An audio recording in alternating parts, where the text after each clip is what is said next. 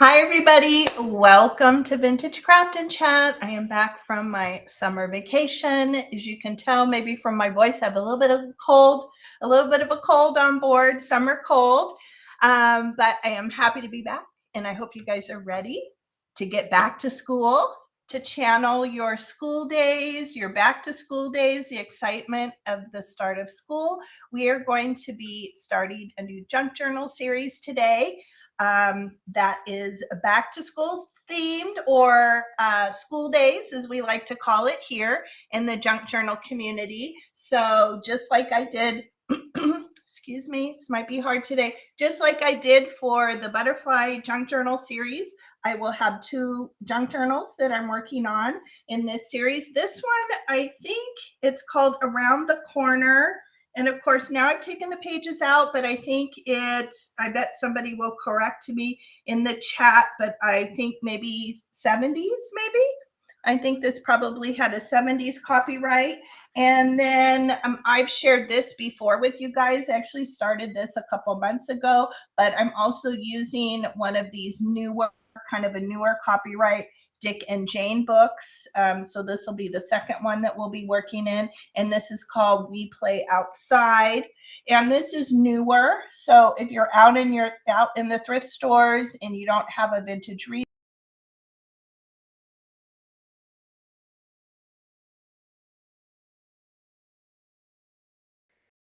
the size is really nice. And it has on the bit a little collage just to cover that up. But it's got a great back cover as well. So that's what we're doing. We're starting something new and fun. I think I saw Jonna is here. Hi, Jonna. Jonna said she popped in early. Oh, I'm so happy you're here. And Susie is here. I missed all you guys. I missed you guys so much. I hope everybody is doing well. Okay, let me be a little bit organized. I feel very disorganized. I only got back to crafting maybe the last couple days. I tried crafting a little bit when we were traveling. Jim and I were in our RV and we went up to the Eastern Sierras. So I think just one day I got all my craft supplies organized and I sat down to craft, but I don't know. It's going to be interesting once Jim retires and we start traveling more and we're in the RV, how that's going to work out. I feel like I feel most comfortable crafting here in my little corner of the dining room. So it was interesting. It was interesting to kind of have that thought process. And I miss creating, but I wasn't grabbing for stuff when we were traveling. So it's going to be interesting to see how that works out. Okay, let me see here. So the two things I wanted to do first is I want to grab a weekly craft prompt here from our craft jar. So I didn't pull one when we were on vacation. In fact, I had two that I still had to do, and I did start working on one. I should have brought it in. It's out in the RV, but I didn't finish it yet, which was folio, I think, was what I was trying to get caught up in. Oh, this is a fun one. I like this. I don't feel like I work with wrapping paper enough. I don't have a lot of wrapping paper. I have kind of a small collection of it. So wrapping paper is our prompt. Bug is here. Oh, did Carrie say hello too? Maybe I missed her. Oh, how come I don't see her? Let's see. That's weird. Sometimes I use Restream. Sometimes I think there's things on the phone that I don't see on here, which is super weird. But Bug came in. Bug, I loved your interview with Hazel last night. It was so good. It was so wonderful. I love Hazel's style of interviewing and how we all kind of come together in the chat, and it's such a feel-good time and getting to know you better and more about you. It was such a treat, and it was so wonderful. So I highly suggest, if anybody didn't see Hazel Anaka, she has been probably for the last year, she's been doing interviews of paper crafters and people here in the junk journal community. And last night she interviewed Bug, and it was fabulous. And they're live, and the chat is just so warm and supportive and welcoming. And of course, we always find things that we can connect on, right? Not just crafting, but maybe, different things, experiences we've had in life and different things. And it's just wonderful. I love that she's doing that. Yes, definitely go watch the replay, Jonna. You will love it. And John has been interviewed. I've been interviewed. Has Carrie been interviewed? I know. I think she wasn't wanting to be on camera, but of course now she's on camera all the time. But anyway, wrapping paper is our new craft prompt this week, so that will be fun. Let me get that out of the way. I'm also going to get my coffee out of the way because I feel like I'm going to spill it. I have cough drops here. My voice starts getting a little bit too. I'm really coughing. I have like a tickle.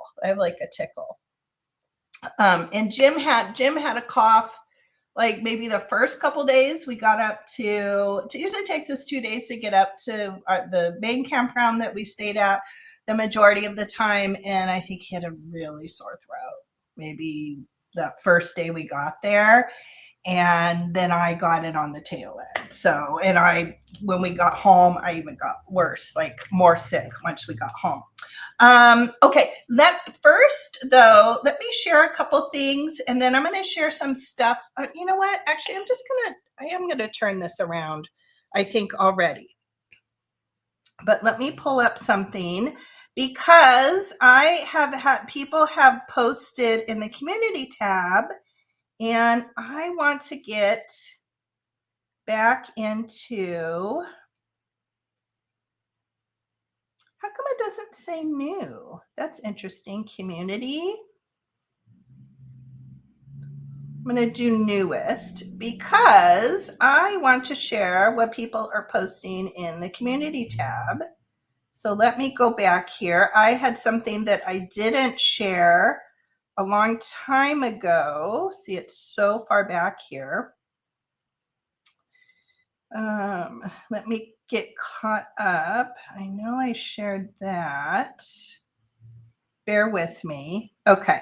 I know Dawn Stewart-Wald had posted a while back, and I know I shared hers, but I didn't share what Laurel had posted and then kind of going up. So let me turn the camera around, and I want to share those really quick, and then we'll talk about supplies and some different things. I know, isn't that weird? So Jim totally poo-pooed me on my ideas. So there were two things because I'm kind of funny about, I don't know, as I've gotten older, I don't like being sick, and I've gotten to be a little germaphobe in a way. I don't know if you guys are like that as well. And at home, we have separate toothpaste. So I keep my toothbrush separate from Jim's. Back in the day, we would just have like one toothbrush. So I keep it separate. I have my own toothpaste. So we were sharing toothpaste. That was one of my theories. And when I'm home, because the kids get sick all the time, Ryan gets colds a lot. Taylor gets colds occasionally. And at home, I use rubber gloves to wash the dishes. We have a dishwasher, but we do wash a lot of dishes by hand. And I have them in the motorhome, but I wasn't really using them. So those were my two things. And he's like, oh, that's silly. But I don't know. What do you guys think? Those are the two that I deviated in that way because he gets sick and get cold, but when we're home, but I rarely catch them. It's the first time I've had a cold in a bunch of years. So I don't know. I think there's something behind that. Leanne is here. Hello, Leanne. Oh my gosh. How are you? You got to pull out the camper. You know what, Jonna? We should figure out. I mean, I know we're all so far away and spread out, but it would be really fun to have like a camping meetup or something, or like wherever. Hopefully, there's a meetup somewhere at some point in time, and hopefully there'll be an RV park or something close by.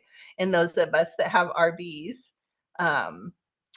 can come. Yeah, and it's close. I mean, house is close quarters, right? I mean, usually even if he's sick and we're sleeping in the same bed, um, and I don't get sick. So those are my two, but yeah, it's definitely more close quarters in the RV. We have a 29-foot. I posted a picture in the community tab. So it's a 29-foot C-class. There's a big bedroom in the back and something maybe I wasn't washing my hands as much, but those are the two things I feel like okay, or two of the things. Okay, I keep saying okay.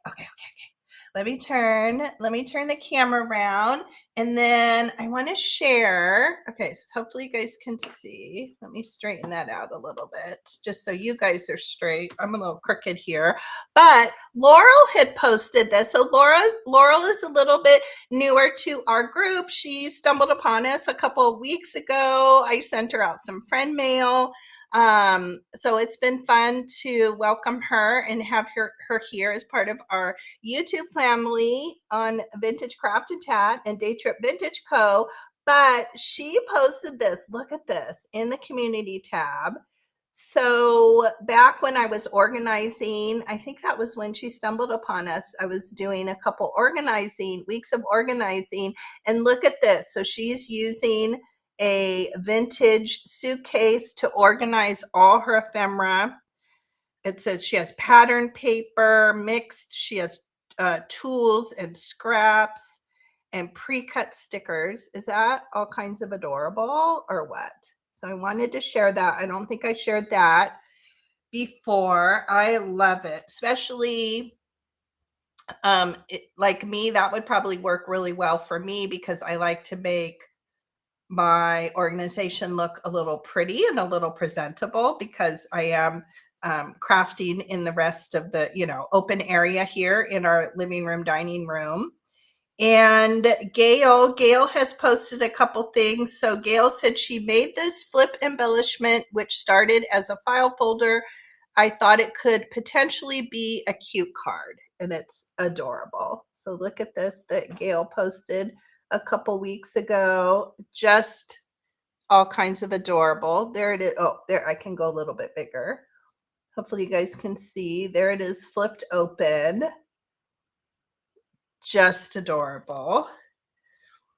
And let's see, I think there might be one. Let's see, this is all my stuff. Oh, Laurel getting her. Yep, there's Happy Mail. Laurel posted that she received from me. And there was one more from Gail. I love this, and I'm going to try this. So Gail had posted 10 days ago some tips, which I think are fabulous. She said, perhaps these are well-known tips all of you know, but Gail, I do not know. I didn't know. So she said her acrylic blocks were really bad looking. They, had a lot of ink and stays on ink on them, which mine do. And she found that using 100% acetone cleaned them up. So I am definitely going to try that. And then she also discovered that makeup brushes make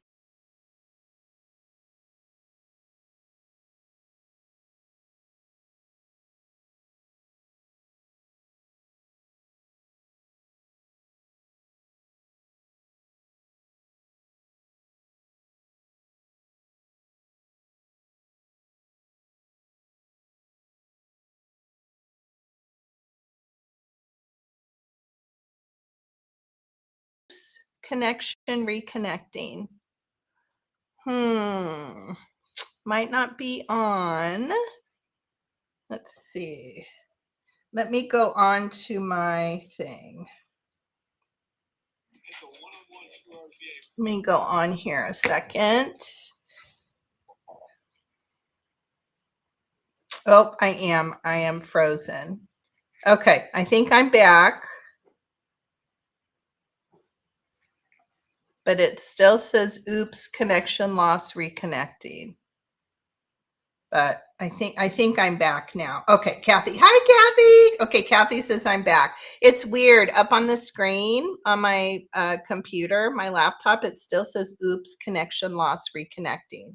So I'll keep my phone up and kind of keep glancing down. But if you missed everything that I said, go back and look in the community posts at some great posts that things that Laurel posted in the community tab, and also Gail Nowicki. She had some great tips on how to use makeup brushes and how to clean our little stamping acrylic blocks here. So definitely go back and read those. Okay, so we're caught up on that.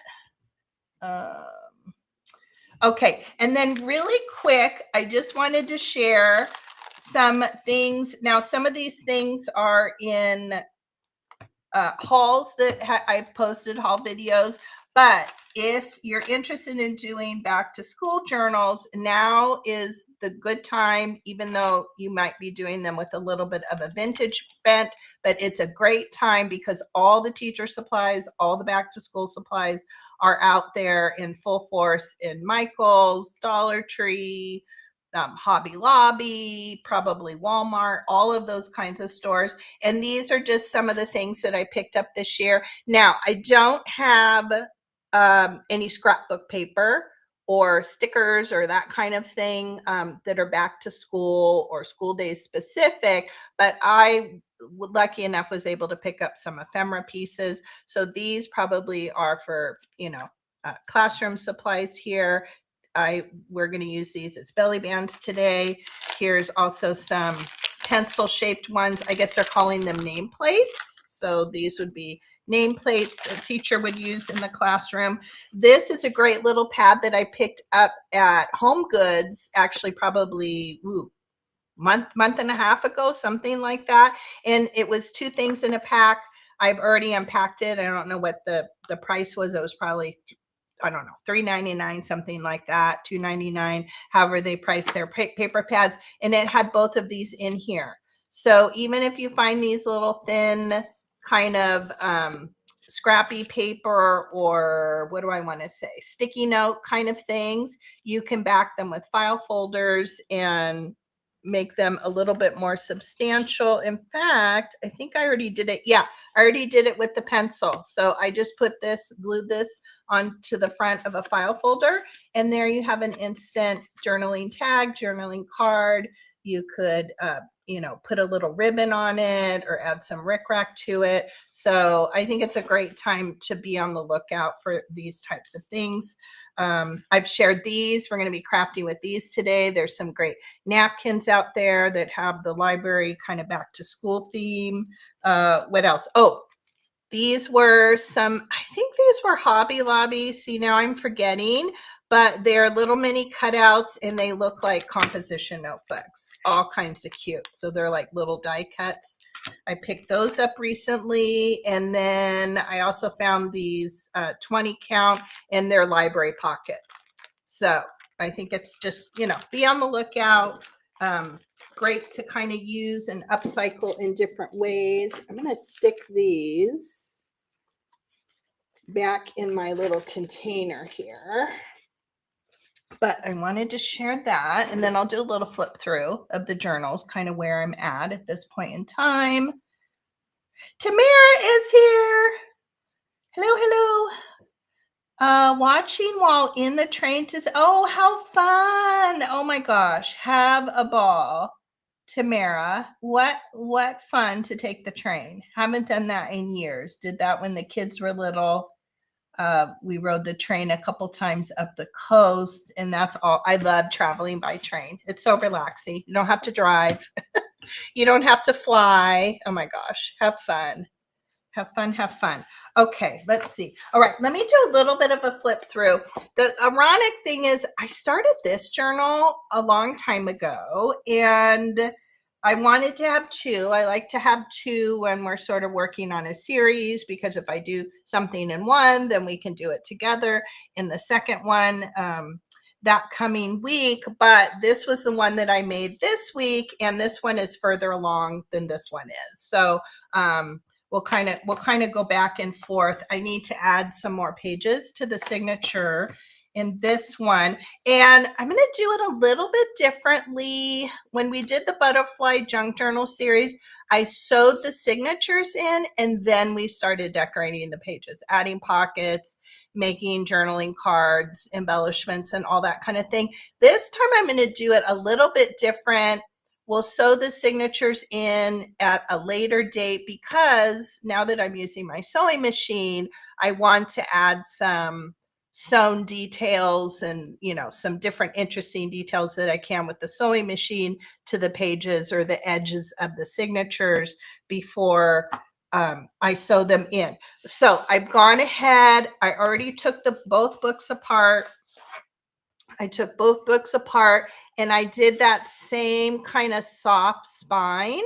So you can go back and look at how we created the spine on the Butterfly Junk Journal series. It's that same spine that I discovered from Tracy, aka Nanner Banana, here on YouTube, and it's my favorite. I think it's probably gonna forever be my go-to. It's so simple and easy. I feel like sometimes it takes longer to take the book apart than to make this type of spine. So it's just made with a file folder and covered with material, and it is easy peasy. So I already went ahead and did that on both of them. I covered it with fabric, added some rickrack here on the edge. And then this one, I've already added a library pocket to it. I love doing a library card and a library pocket on the inside. So you can kind of see how that one is decorated. If we have time, maybe we'll also do a library pocket in this other one, but there's the cover. So very similar. These are my cutoffs. I'm trying to keep them with the book cutoffs from the cardstock pages that I put in. And let me see. I think this signature is a little bit further along. So some of the pockets and things that I added in, we'll be making these today. So this just happens to be the first signature. Right now, I think tentatively, I'm probably going to have about 13 pages in each signature. I'm going to end up with 3 signatures per journal. But like I said, I have to play around with that one a little bit. But these are some of the pages that I have picked out. And again, I don't have any scrapbook paper that is specific to that like school days theme because I've just started collecting things. But I have a ton of vintage school books. So I think I probably have enough ephemera to make up enough pages here. So this is from a vintage, looks like cursive writing. I think it was like a teacher's book. Here's some vintage dictionary pages from a child's school book. Here's just some of that Dollar Tree columnar paper that we all love. This is a pocket that we're going to make today if we have time with all the things that I've kind of pulled together today. And this was just made out of a vintage flashcard. In fact, these were some that I received in a craft pack from some items I purchased on Whatnot. And they have these holes in them. So I figured this is kind of a good upcycle. I don't know, I might put some ribbon or something through these. If not, we'll cut them off here, but I thought that was a great way to do them. And obviously we'll use this side too as a tag, probably later. So that's where that came from. And I already started putting a couple things in the pockets. It's kind of hard to resist. I don't know, my mind works that way. As I start building pockets and tuck spots, I immediately want to make something to go in it or pull some cute things to go in it. I don't know, my mind just kind of works that way, but I'm trying not to do it too much. I made these little pockets the last couple days using, which I think is Hobby Lobby, right? Using these name cards here, which are new, but making them look a little bit vintage. So I shortened them. And then I found some cutouts in one of these children's reader books. So I just did a cute little fussy cut and did a paper punch here, kind of that scalloped edge one. And I figure whoever receives the journal, they could stamp something on here. They could write a name, something like that. So I kind of left that as is. I did stick an index card in here, but again, that's not fully decorated. I just couldn't help myself. We'll be making one of these today. We're going to decoupage an envelope with this fun napkin. So that will do today. Whoops, I have a blue chip stamp. And this is why I decided I was going to sew the signatures in a little bit later, because I wanted to be able to add some of these detailing. So I just took some bias tape, which we all have a ton of it. I feel like I have a ton of it and I never use it. Bye, sweetheart. Have fun. Are you going to go that way? Okay. So I just sewed a strip down this side. I just used a zigzag strip, and then the other side I took a piece of yellow. So I think that's a great way to use it. I probably could have wrapped it around as well, but I kind of like the look of just the color on that side, and then the zigzag stitch. And then let's see what else we have in here. Probably not too much more. Oh, we have another side of that. I did another one of those pockets on the other side of the cardstock, and then there's the rest of it. So like I said, that one is the most decorated. So today, at least two of the projects we're going to be working on. I had shared this I think I shared it on Instagram. I probably even shared it here in the community tab. So this is one of the makes today. And I only have two of these. I purchased some things from Laura at Fatbird Pines Crafting. And I received these cute little, I guess they're like little polka dot treat bags that she sent her things in. And so I kept them because they were all kinds of adorable. I do need to go on the hunt for more of these, but I only have two. So this one I already made up, and we're going to make up a second one today. And there's a little number on there, but I just turned it over and used this side of it. So we're going to be making that. We're going to be making one of these envelopes today, and then we'll see how much time we have. Let's see. Is today Jordan's birthday? Happy birthday. Although I bet you're probably wrapping them a little bit earlier. How are you? Hello, Nettie. Storekeeper's daughter is here. Hello. Oh, Angela. Did you find stuff, Angela? So Angela messaged me, and she discovered that she has an art reuse store. I think she said maybe 20 minutes away, half an hour away from her house. So she was going to hit that this morning. So I am excited to see what she found. Angela, the traveling crafter, is here as well. Hello, Angela. Running errands. Awesome. Let's see. Today is, okay, happy birthday, Jordan. Hello. How fun.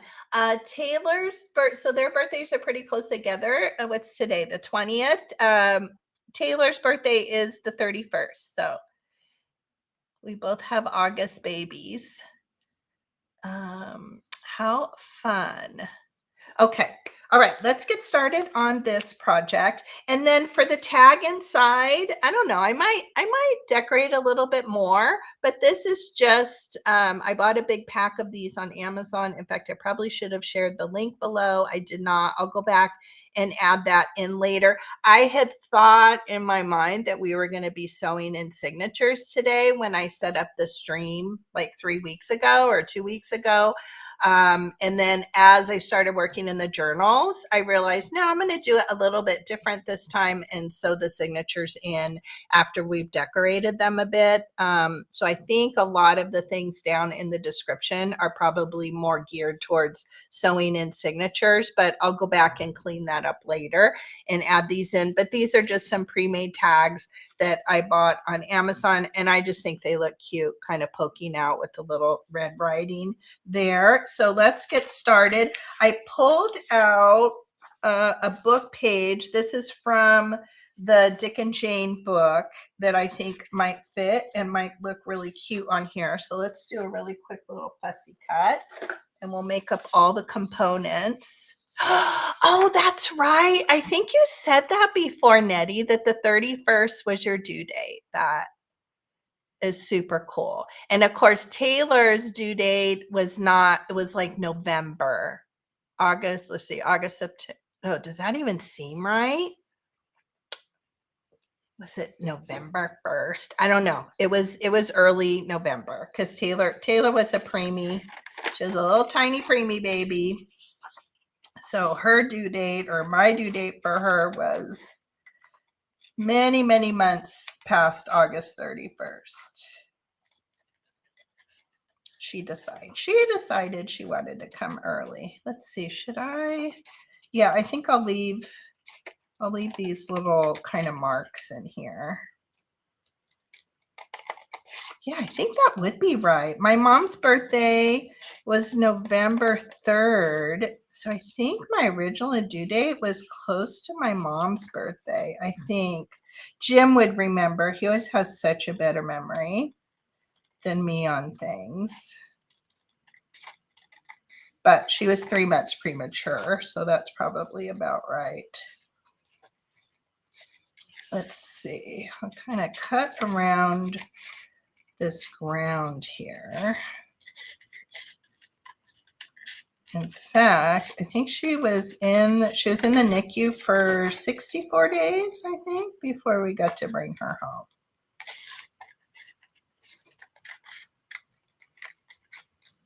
All of that stuff used to roll off my tongue when she was little.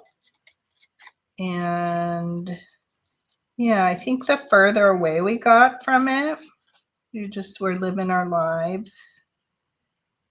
I don't always recall all of it. Oh, he's so cute. He's super cute. Yes, very, very, very scary. Very, very scary time, Susie. Most definitely. That's probably why some of the stuff I don't remember it as well. It doesn't rattle off my tongue as much. So I think I'm going to go ahead and, so this one I just cut it off with pinking shears because we're going to turn it around so we don't, does that cover? Yeah, we would still see that little number 1 there. So I'm going to cut the top. And I know I'm not supposed to do it, but I'm going to use my paper pinking shears. I know that's a big no-no. But I do have 2 pair. I have this pair, and then I have my mom's. So these I try to just save for material, and then these I've been using for paper. Okay, that's cute. And I think I'm going to do the same. I'm going to back it on some of this red construction paper. Looks like I have 2 here. I'm going to use this one, which is even more construction paper like, and it's has a little bit of an orange hue, which I like because this one will probably end up in this Dick and Jane one. So let's glue that on.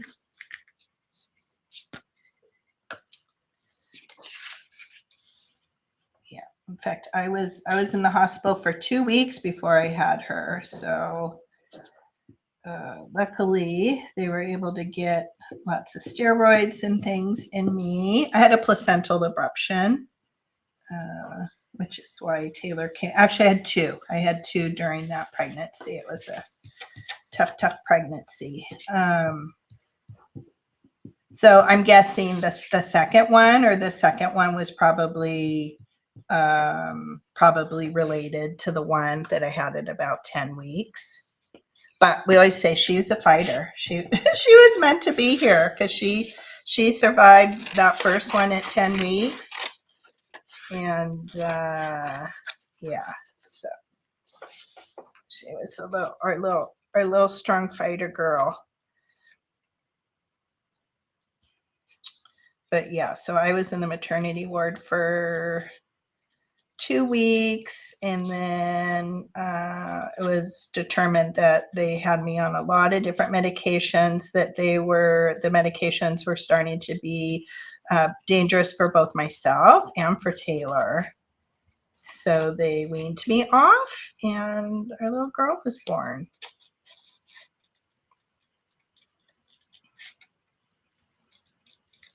I get very quiet sometimes when I'm doing this.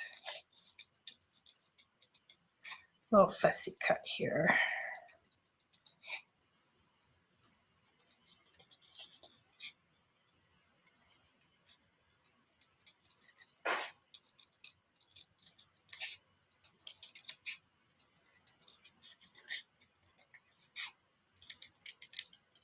There we go. So crazy to think, and Taylor is turning 24 on the 31st. So time definitely flies by. Kind of hard to believe. Our little tiny baby is almost 24.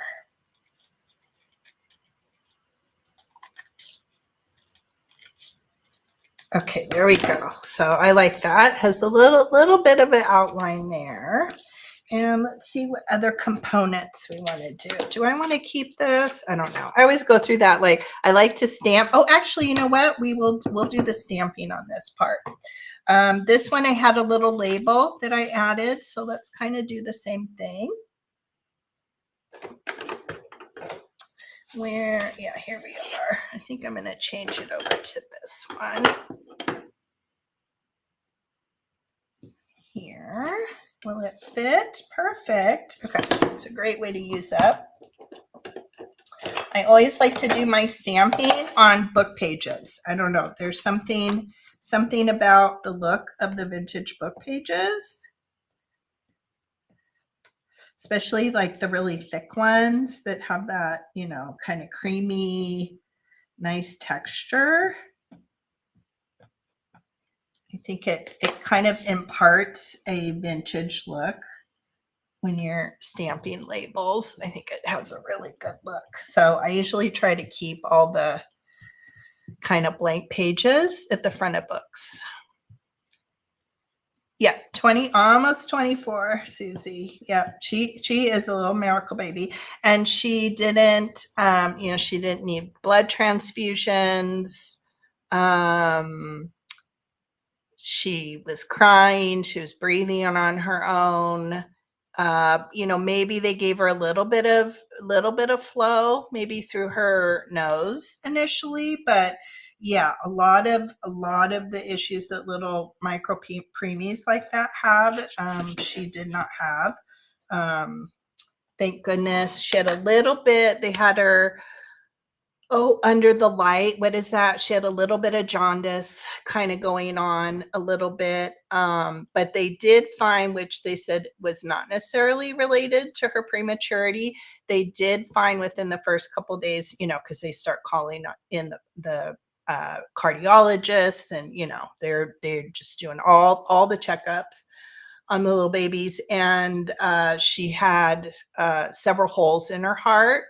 But those miraculously closed up as she grew and as she got older. So she had a couple septal defects and some little holes going on. But as she got older, the tissue just kind of closed up and kind of grew and closed up and covered those holes. So that was but that caused quite a challenge when she was super, super little, because of the holes in her heart. It was difficult for them to get the weight onto her. So they had to do a lot of like really special lipids, and like, you know, couldn't do just straight breast milk. They had to do like supplemental to try to put as much weight on her. So that was the little difficulty, because her heart was working a little bit different to get enough weight on her. So that was kind of her little challenge. You know, not you know, blood transfusions and, you know, breathing and all that kind of stuff. So that was the challenge that she faced, and the doctors worked on, and the nurses. But yeah. And she was 5 pounds. We got to bring her home when she was 5 pounds, and she was so tiny. She was still so tiny. Oh my gosh. Jim and I were just freaked out because of course she was our first. So you're not savvy parents, you haven't gone through things yet. So I remember the day we brought her home, we were so scared because we'd had the nurses all the time, we always had help, feeding her and bathing her, and they had her, of course, completely trained. She was like sleep trained, so she came home like perfect in that way. We didn't have to go through all that. But yeah, we're just like, can we take you with us? Can you come home with us? Like, can we call you? We were so nervous. We were very, very nervous. Kind of think back on that and laugh a little. Let's see, do I have room for this? Yeah, I think that'll work. We'll put him up a little bit higher. Or maybe we might do that. Yeah, we might set him over. Let's see what we have. So this one I had the words "wait for me," and I don't know. This one was "help Sally help." Let's see. Let me get the book pages out. I know I have them over here. Let me see if I can find some wording that's kind of a little bit better than that. Okay, where are my book pages? Where are my Dick and Jane book pages? Let's see here. They have walked off. Okay, that's signatures. Are they here? All right, let me see. I got to go a little bit on the hunt. Did I put them back over here? Because that's a whole big book. Let me see.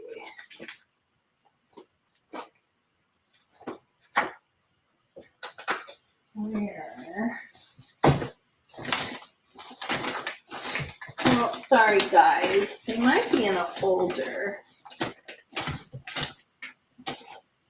Because that was so long ago that I took that book apart. What did I do with all those pages? Let's see. Maybe they're in here. Maybe they're in here if I'm lucky.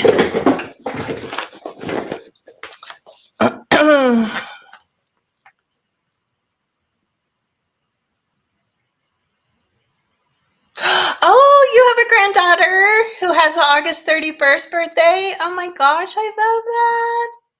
Well, happy birthday to Martina. Yes, she is a very strong girl, and so smart and so bright and so beautiful and so amazingly gifted and talented and artistic and just beautiful, beautiful, beautiful inside and out. Now where? Yeah, they're not in here either. Oh my goodness. Okay, let me think. They're not here. I have all this stuff all stacked underneath. Well, darn it. Darn it, darn it.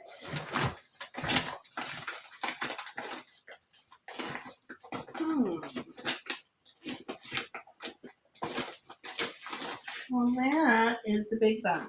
Let me look in these files over here. Let me look on the other side of my desk. I do not see them there.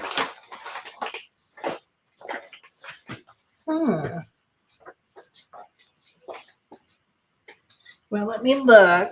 Let me look here. I'm going to pick you guys. Whoops. I'm going to pick this up a minute. Let's see if there's something good on here. because I don't know. Do we like Help Sally Help? I don't know. Let me see. Look at Jane work. See, why do I have these, but I don't have the whole book?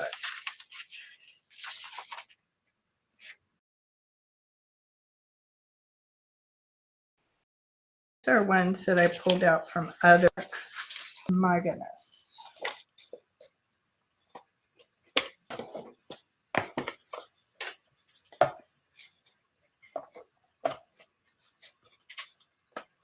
Yeah, those are just the pages that I have. Okay, guys, need your mental telepathy. Oh, wait, is this it? Oh, okay. They were sitting over here. Oh my gosh, they were sitting over here to my right. Okay, thank you, Jesus. Thank you, Jesus. Okay, I'm gonna put these up here. Oh my goodness. I'm going crazy. Okay, let's find some good words in here. Let's find some good words. Oops, something went there. That would be cute. Probably I could find that chapter. I bet.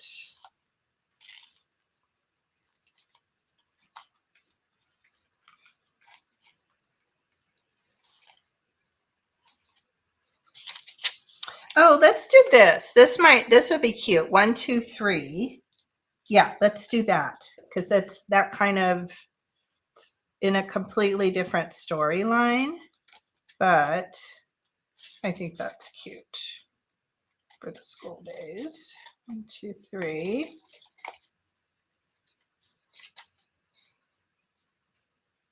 There we go. Okay, I'm going to put it back under here. Hopefully, when I lose it later, you guys can remind me of where it is. I'm going to put this with that, kind of keep those pages together. I used to be organized, huh, Kathy? What happened? What happened? I feel like I've heard Kathy Picasso Cat say so many times, "Oh, I'm not organized. Like Julie's so organized. I'm not organized like her." Well, I'm clearly not as organized as I used to be. Okay.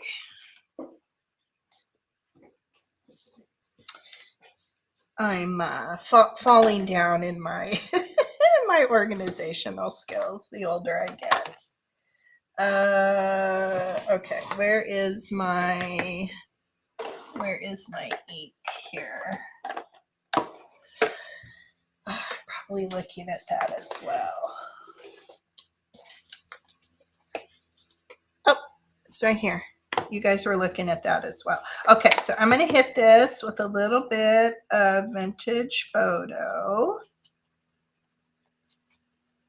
I'm not going to do too much kind of grungy kind of vintage photo. In fact, I think I'm going to cut this a little bit closer. I left the white. I think I'm going to get rid of the white.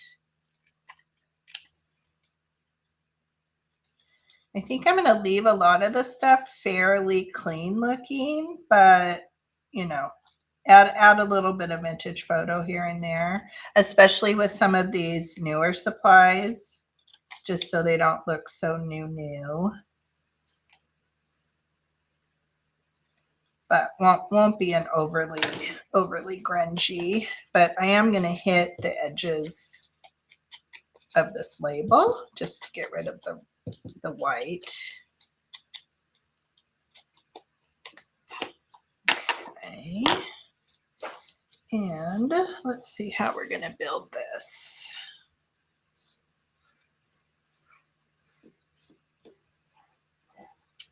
So what did I miss anything? What exciting happened? Anything you guys want to share? Anything fun that happened while I was gone? I feel like very, very out of the loop. Okay. So I think we're going to do that. That's going to set on there. And I hung this a little bit over the edge. This will eventually get glued onto a page. In fact, I'm not sure exactly what page. I probably will do it, I think, on a cardstock page, but I could be wrong. We'll just have to kind of feel our way through that a little bit.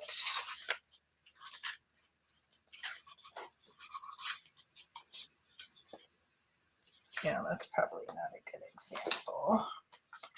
But maybe we'll find a page that'll look cute on. Ooh, it might look cute on this page. Oh, I think that looks cute. I think let's do that. This will be the page for this one for sure. But yeah, I think that's really all a page needs. I just think that's super cute. So we'll glue that one on. So, so like what I was saying, I'm sorry, I cut myself off. I had, rather than cut off the edge of this label, because this label obviously was a little bit too long for this, I just left it hanging out knowing that I was going to glue the whole thing. So kind of a little asymmetrical look, but I think it's super cute. Okay, that one's going to go there. So let's do that whole thing. I'm going to go ahead and glue this on.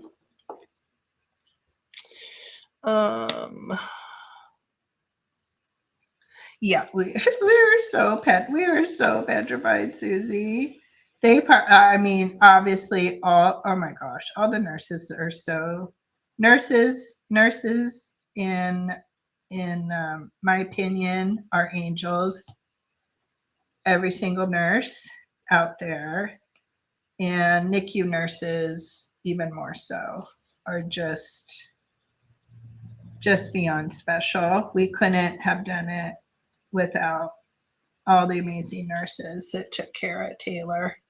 In fact, there was one, the nurses got to pick what babies they had each day. And there was one nurse in particular, she always picked Taylor. Taylor was her baby. Her name was Carol. Nobody else could have Taylor. If she was on duty, Taylor was hers. And yeah, we could not have done it without them. But definitely new parents, green parents, and yeah, and having a baby. And she came home on a heart monitor. She was on a heart monitor machine because she liked to stop breathing sometimes. So yeah, there was a lot going on, but we found our way. She only stopped breathing once. We had her in a swing. Our nieces and nephew, on my brother-in-law's side, they're like 6 months older than Taylor, so they had gifted us, some of the baby stuff that they weren't using any longer. And we had her in the family room at the house we owned at the time, our other house. And yeah, we had her in the swing, and I walked in and her color wasn't good. And needless to say, well, clearly it worked out okay. I was able to revive her, but we never used the swing again. That swing, we're like, nope, no more swing. It must have lulled her, and she just forgot to breathe. So no more swing. And then that was the one and only incident that we had. Thank goodness.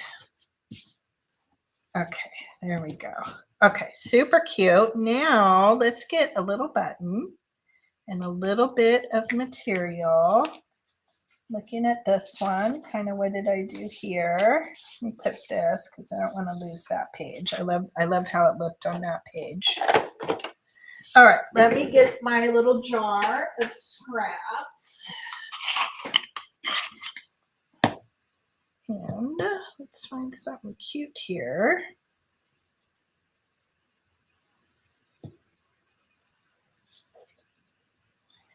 Sometimes I wonder, why am I keeping all these scraps? But, oh, this one's cute. No, that's a little bit too. But they come in handy. Yeah, let's use this one.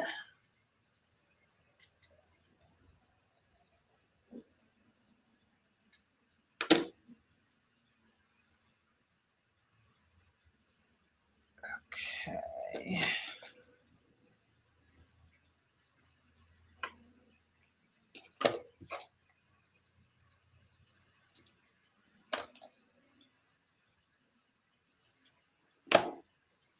Okay, got a little piece of material. And you know what? I'm going to keep this out. I think we'll use, in fact, this piece will probably work. Let's use this piece for the topper. A little tag there. Make it easy on ourselves.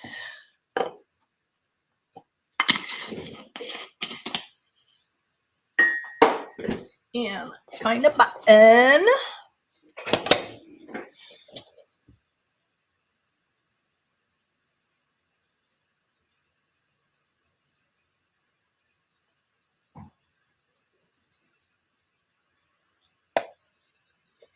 Nettie, you were in the NICU for 3 months? Oh, how did I not know that? Oh my goodness. So were you a little preemie too, or did you just have other health things when you were a baby? Oh my gosh. It is so much for parents and family. It's a lot. It is a lot.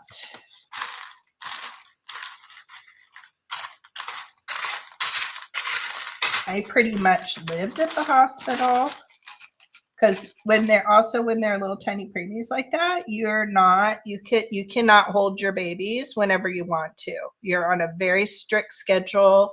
I think it was every 3 hours, I think.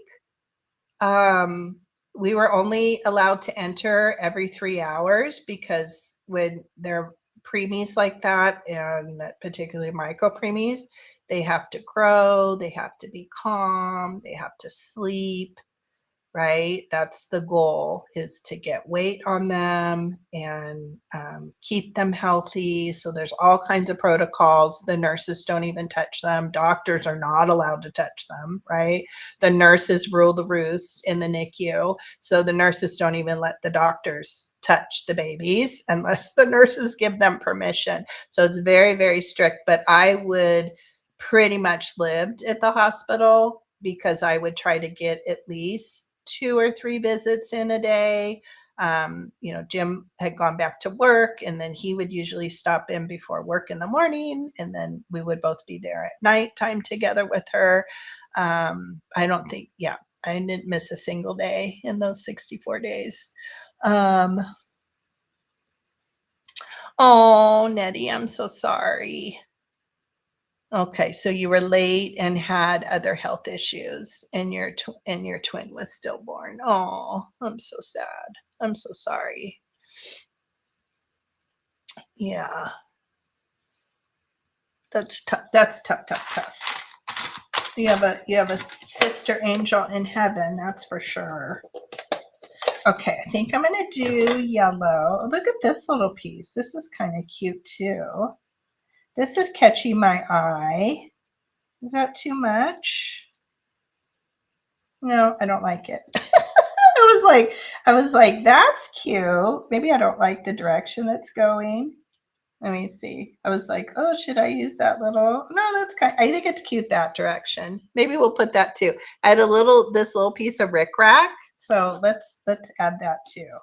So I think if we go this direction with the material.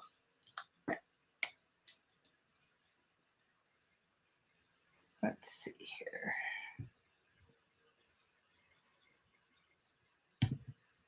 Oh, I missed. Susie said up above, she said kitty updates. Let's see, what are kitty updates? Well, for one, this is kind of a funny kitty update. I think I've shared with you guys that um, our old cat, I always say our old cat Jojo, who now lives with um, our dear friends, our close friends and neighbors down the street. Jojo lives full time with them. They adopted him a bunch of years ago, and he was not happy. You guys have probably all heard this story, but he was not happy with the two kittens that Jim brought home years and years ago from his work. And he was fine when they were kittens, but he was not digging on it when they became adults. Even though they never like threatened him or anything, but I think he just felt threatened in some way. Anyway, he was the cat. He would go to all the neighbors, the whole street. Everybody knew him, but he eventually decided he wanted to live with our neighbors and our friends. And actually, we didn't even know them then. It was kind of a process. But anyway, long story short, he's lived with them for a bunch of years now. He's their cat. I've like signed the chip over to them. He's officially 100% theirs. It's kind of a funny story. And the wife, she and I have become dear, very, very close friends. We walk, and they're just, they're a part of our lives, and we consider them, family friends now because of Jojo brought us all together.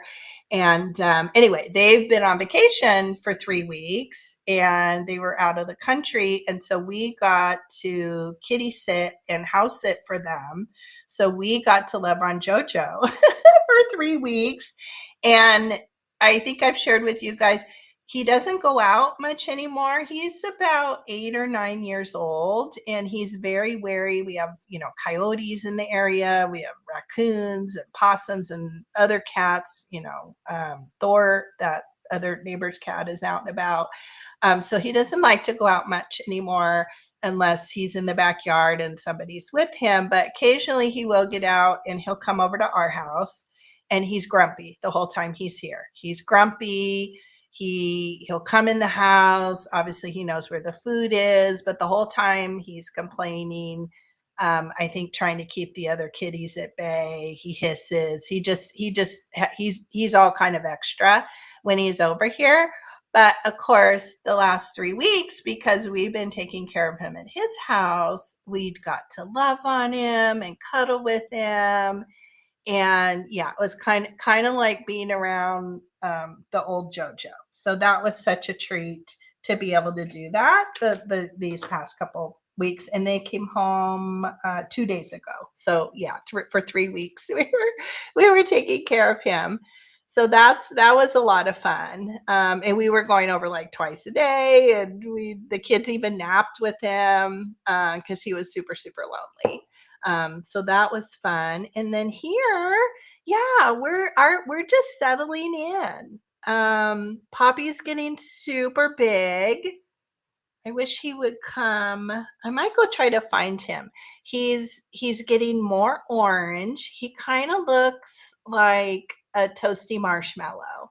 So he's definitely getting like more orange down his back. He's getting little faint little stripies like on his thighs and his legs. So I keep saying, no, just stay how you are.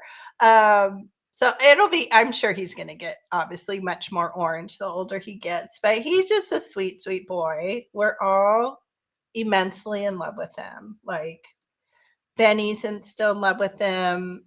Chachi's kind of warming him up to him a little bit, but Benny and Poppy are just the cutest. We've never had two cats that were as cute as they are. So yeah, everything's good. And he's, we don't have to do anything now, right? He's been fixed. And so now we can just, enjoy life. Enjoy all our boys. I think that's it. Oh, Oh, there is one more update. So Jim, maybe he saw it before he went on vacation or we went on vacation. I can't remember, but there's a little Siamese cat at Jim's work. Let me see if I can show you the picture. Because we're always like, well, how is Poppy a flame point, right? Because we've read and we've researched that that's like kind of a very, very rare thing to have a flame point.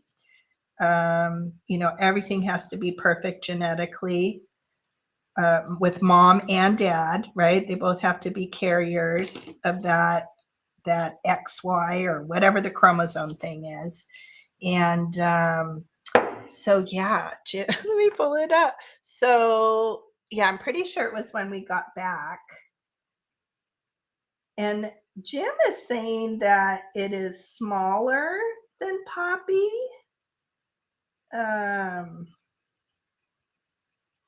He showed me a better one yesterday. But I sent the picture to some of the kitty people. So here's one picture. Hopefully you guys can see that. Its face is so round that it's hard to see, that it makes me feel like it's not a kitten, but I can't really tell. Oh, here's a better one.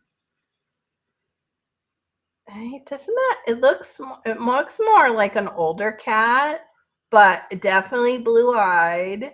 Look how dirty it is there at Jim's work. Ugh.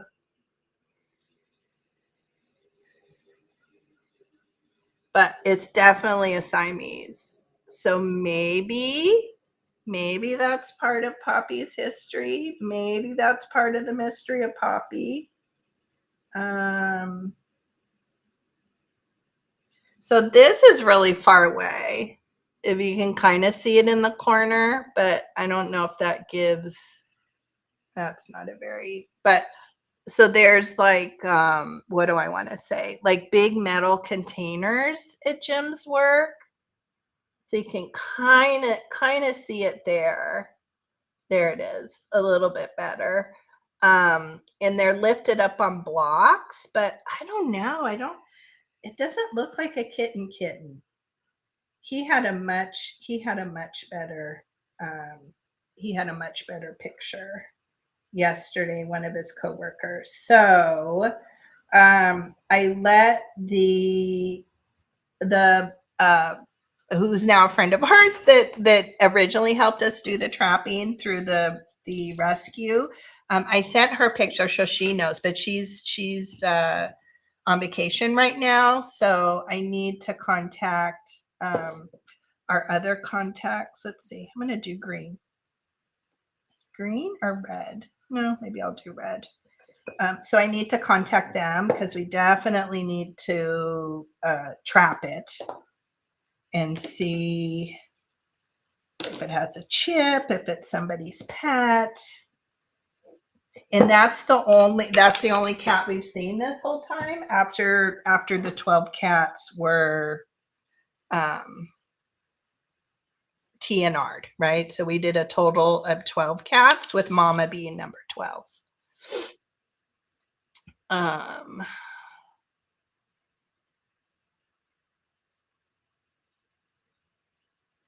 Oh, I love the connection here. Susie has the angel sister too. Oh,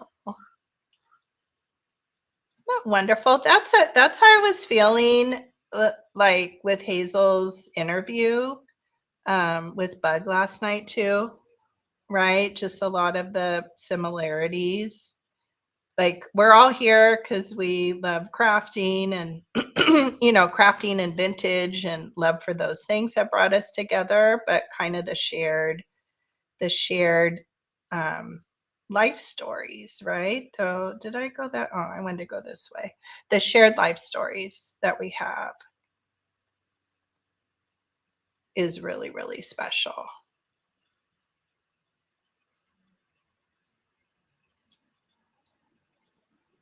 Oh, I don't know, Jonna. I wonder. We've been watching like little videos on flame points. Um, and did I do that backwards again? I wanted to come up the other way. I did it backwards again. Um, so that's how we just discovered, like, um, long after we decided that he was staying with us, that we couldn't let him go. But then we started looking at, no, it has to go this way. Yeah, like reading stuff and little videos and then going, wow, it's such a rare occurrence. And actually, we have also found out that I guess the kind of, what do I want to say? Not purebred. So I guess the like Siamese cat, like the oh, I don't know, what would the word be? The people that kind of dictate and say what is what in the cat world. I guess they don't consider flame points part of like the true Siamese. I guess, it's like seal point, chocolate point, blue point. I forget what the other one is. So I guess there's different opinions and rules on that. So I guess they don't quite, maybe because they're kind of an anomaly. I don't know. But they don't consider flame points to be, some people, officially part of the Siamese thing. But yeah, maybe we could get him tested, which would be fun. But it's just so weird. I mean, that's what's weird to us because we know all these cats have been there for such a long time, and we know the original two cats were Siamese looking with blue eyes. We know the first male and the first female that ever showed up, and one of the first females, and she still lives there. That's Grandma Kitty. So we know they had blue eyes in their past and in their DNA. They definitely had Siamese for sure. But as the orange cats came and the other tabby cats came, like we stopped seeing, there were no blue-eyed cats for probably 6 years or something, maybe. So it's been a very long time since there's been any blue-eyed kittens, or at least that survived, that we've seen, right? Because we know they don't all survive. Oh, is that what it is? Oh, see, I don't even have that info. So it's a coat pattern, not a breed. Oh, that's fascinating.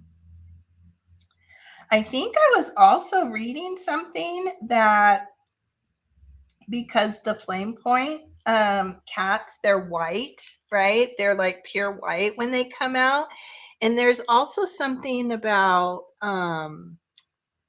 like where they are in mama's womb, and the heat or the non-heat or something like that. Something super, super fascinating with like all the gestation and all the stuff that has to happen for the flame point to be created. Oh, you know what? Let me go close all the doors because the gardeners are here. I'll be right back.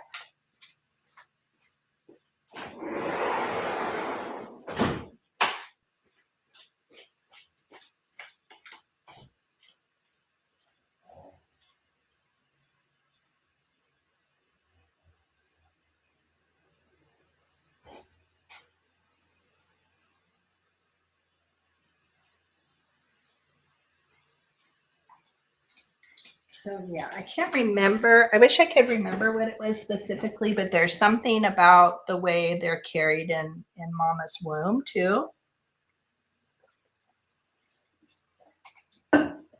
that has to be like the perfect storm.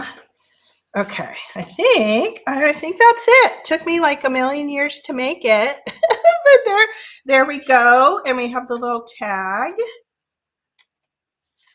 Oh, I love that. So cute. I think that's adorable.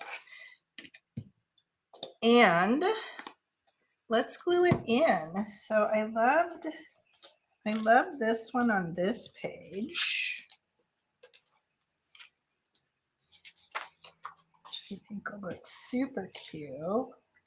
Which one are we going to do? So this is that book.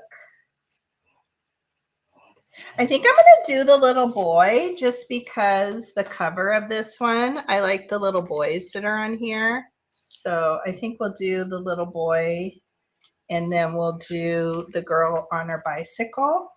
I'm going to put that over inside that one. That'll go in that book. How cute is that? Yeah, I like that. Let me mark it though.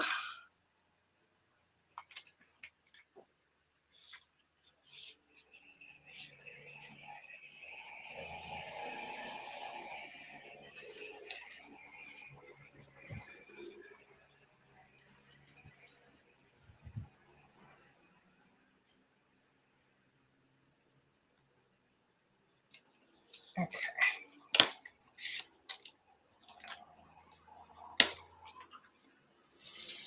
Oh, I love this. Yeah. Yeah. So both parents have to carry the gene in order to produce that color. Isn't that so fascinating? So obviously that's the mystery because we don't know who Papa is. But we know Mama. She was kind of a tigery. I always call her a tiger, right? She was kind of tigery tabby. And the other odd thing is, you know, all the other males at Jim's work are, there's some like gray tabbies and oranges, you know, and there's not a single blue-eyed cat in the bunch. They're all like orange tabbies like our Cha-Cha. And of course, Kai, who passed away, well, now probably a couple of years ago. I've showed you guys pictures of him. He was kind of the last of the gray, blue-eyed kitties. I don't think we saw many blue-eyed kitties after his litter. Oh, what did Bug say? Oh, really? Oh, DNA test for cats. Oh my gosh. Now, would we need to test the other cats too, or what would it tell us? Wonder what. I'll have to do some research to see what would it tell us. Especially cats, right? Because cats are so, I don't know. I always feel like cats are so intermingled, right? Because other than, you know, if you have a sign, I guess would it tell us like that he has some Siamese or something down the line, maybe? Let's see, what did Bug say? Julie, we finally trapped one of the ferals who has been eating our food. He loves our cats, but is so scared of humans. Oh, he is at the vet now, and we should get him back to back home in a day or two. Oh, I love that. I love that, Bug.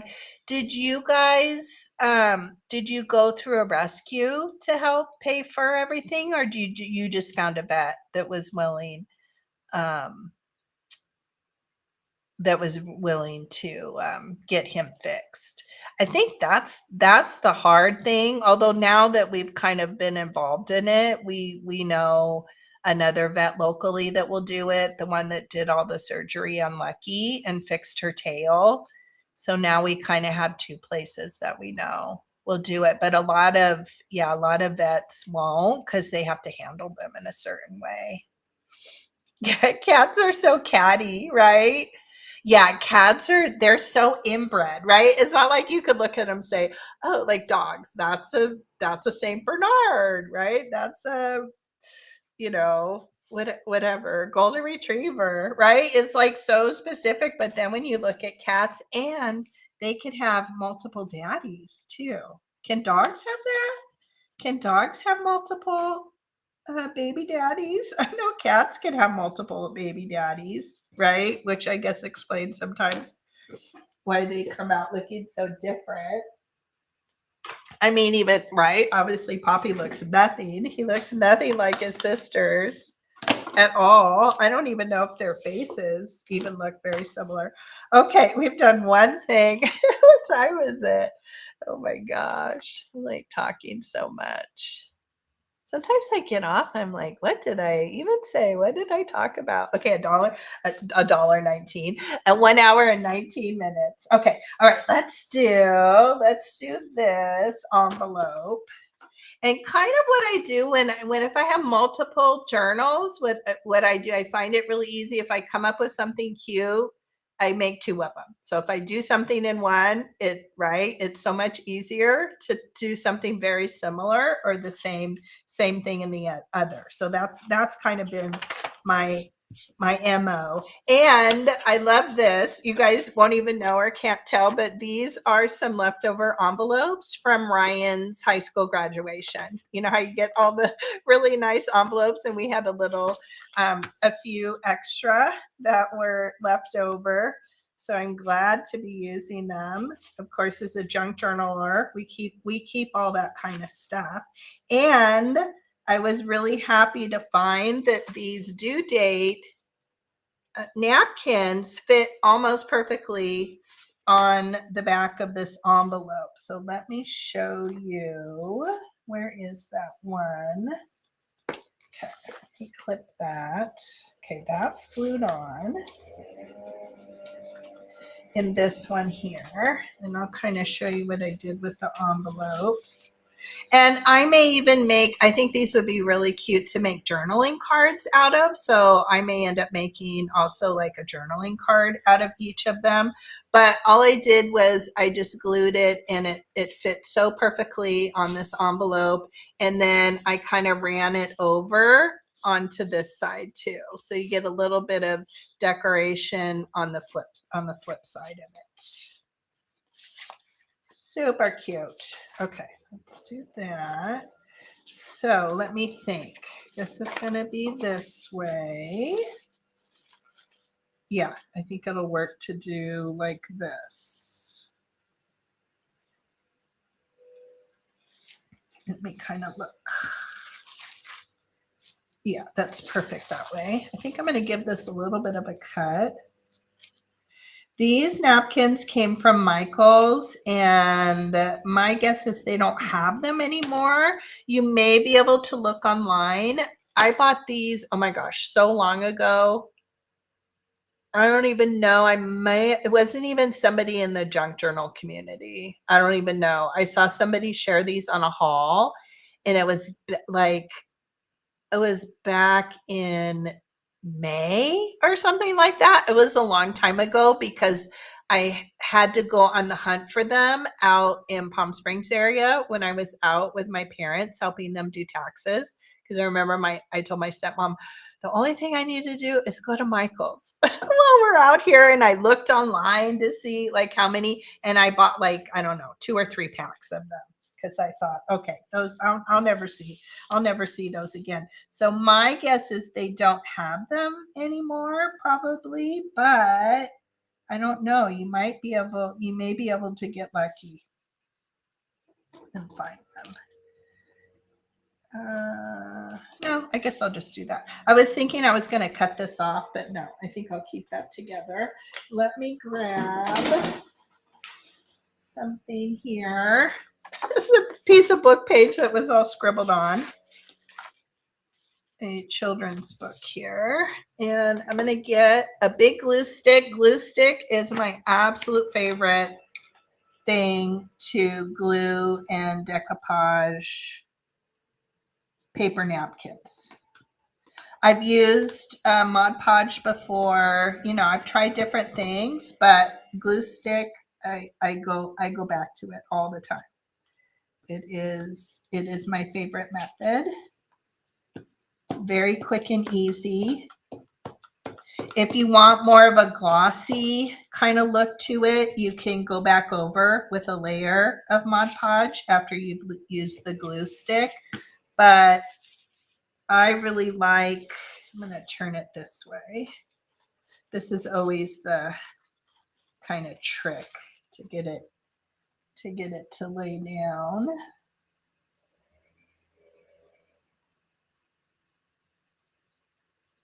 It's probably not going to be perfect, but it's fairly close.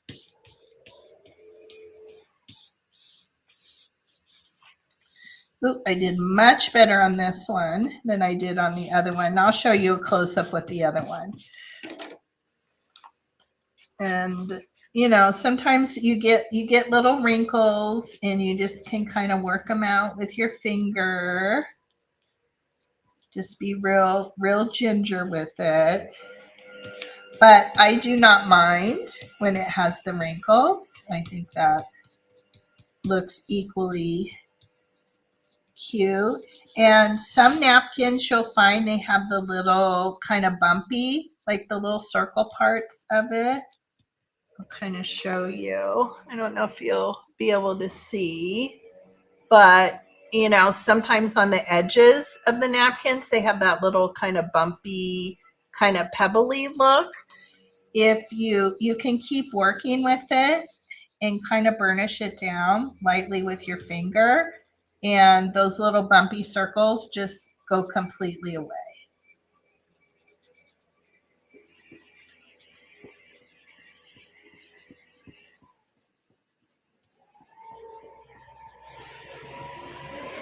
Do a little bit more. Sorry, the gardeners are here. You guys might hear that a little bit.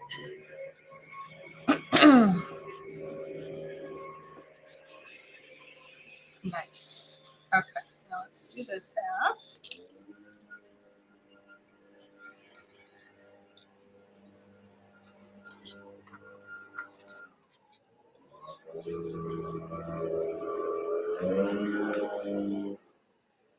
Yeah, I think I probably definitely will make like a journaling card, I think, to go in each of them.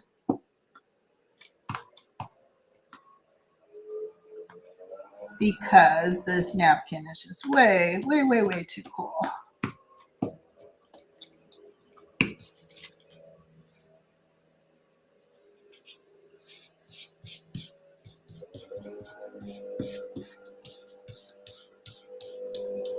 All right, perfect. Finish that down a little.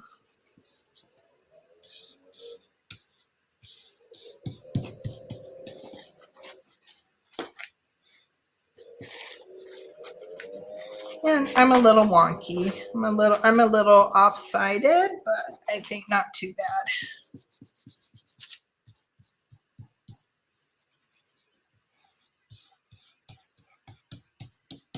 And then once it dries, you can come back and kind of check it a little bit and see if any of the edges lifted up a little bit, and then just add some more glue.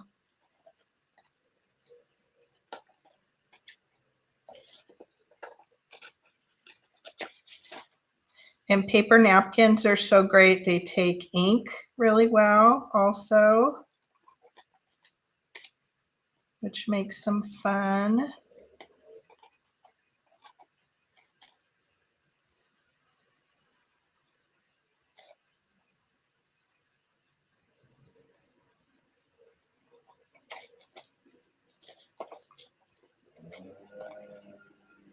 And you could even rip too, if you want to just kind of rip the edges.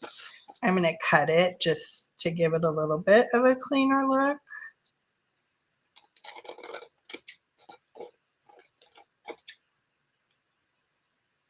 But that would give it a cute look too, just to have a little bit, you know, like a little bit of a jagged edge.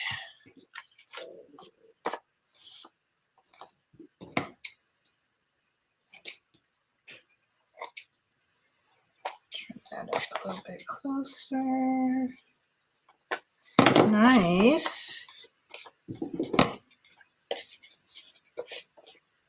Give message a little bit more. Cute. How cute is that? Super cute. Okay, I'm going to ink this, I think a little bit, just a little bit. Laurel is here. Hi, Laurel. Hello. Oops, what happened up here? Welcome. Let me make sure. Lamatique. Oh my gosh, I love your name. I love your YouTube name. Well, welcome, welcome. And Laurel is here, and Maria. Maria, I haven't seen you lately. Hello, Maria. I hope you're doing well. Hello, hello. Maria is our YouTube, part of our YouTube family in Spain. Are you doing good, Maria? Oh yeah, I definitely got a little bit off-sided there, but it is all good. It's all good in junk journaling, right? Everything goes in junk journaling.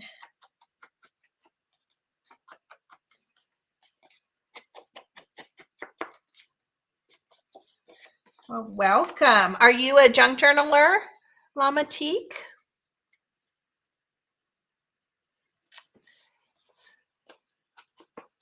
Let's see here.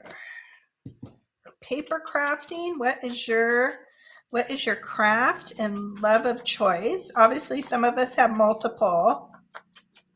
Oh my gosh, you guys, remember I bought that paint by number? I didn't even work on that. I bought that paint by number to do in the RV. I don't know. It's weird. I kind of had this like little epiphany. Also, remember when Jim and I went to go house sit and dog sit for Debbie in Florida, and she had left out an amazing array. I could have sat in her craft room, and she had this beautiful pile of like really good vintage junk journal supplies. I don't know. I didn't have the crafty bug for whatever reason. The other thing I discovered about myself. So in the motorhome, I took a lot of like newer ephemera, brochures. I still have a lot of things to craft with that I haven't crafted with at all from our Colorado trip that Jim and I took. So I have all that in the RV. I took like the Sawdust Festival. I took some newer stuff that I collected the last couple weeks, and I thought, okay, I'm going to do that style of junk journaling. And I had, I took an old calendar. I'm like, oh, I'm going to use this as the base. I had a Dollar Tree kind of journal-y thing I took too, and I thought, okay, this would be great. And when the one day I sat down to sit and create, because I still had envelope and I still had folio to do from our weekly craft prompts, and I took that little plastic envelope. Remember when we were organizing papers, and I made that little that Tamara had given me on some stuff I had bought her. You guys will remember that. And I threw that, I grabbed glue and stuff like that off my desk, and I kind of had this little tote, and I threw that in the RV before we left. But the things I gravitated towards was all the like vintage papers and things that were in that little scrap holder envelope thing. That was very interesting. I wasn't feeling it to craft with like the travel ephemera and the newer stuff. It was all the old vintage maps and stuff. So I don't know. That was an interesting thing. I did start to create a folio out of a Kleenex box, the square ones. We had gone because of the cold. I had gone through one and emptied it, and I'm like, oh, I need to save that because that's good cardboard to have in the RV to craft with. So I did start to create a folio, and I cut it up, and it kind of had little folds and little pockets and stuff. So I have to complete it, but I was gravitating towards the vintage papers and the old book pages and the old dictionary illustrations and stuff that we had made a pocket of, or a little section of. So I don't know. That was like an interesting thing that I still gravitated towards that stuff and not the newer stuff. So I don't know what that's saying about me, but it was just interesting. just a little interesting thing I was noticing about myself. And I think because Jim's retiring next year, we're going to be traveling a lot. We're going to be jumping in the RV and having adventures, and just that's all, since forever, since we've been together, since we started camping, and RVs came into our lives when the kids were little. Like, that's always been, our dream in retirement. So it's going to be interesting to see what I create, what I gravitate towards. I don't know.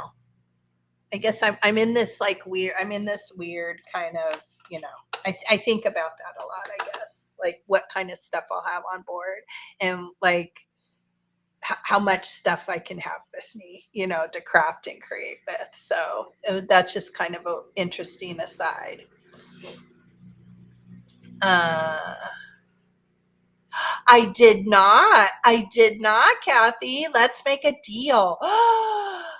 Oh, are we able to can you put links in here, Kathy, from Whatnot?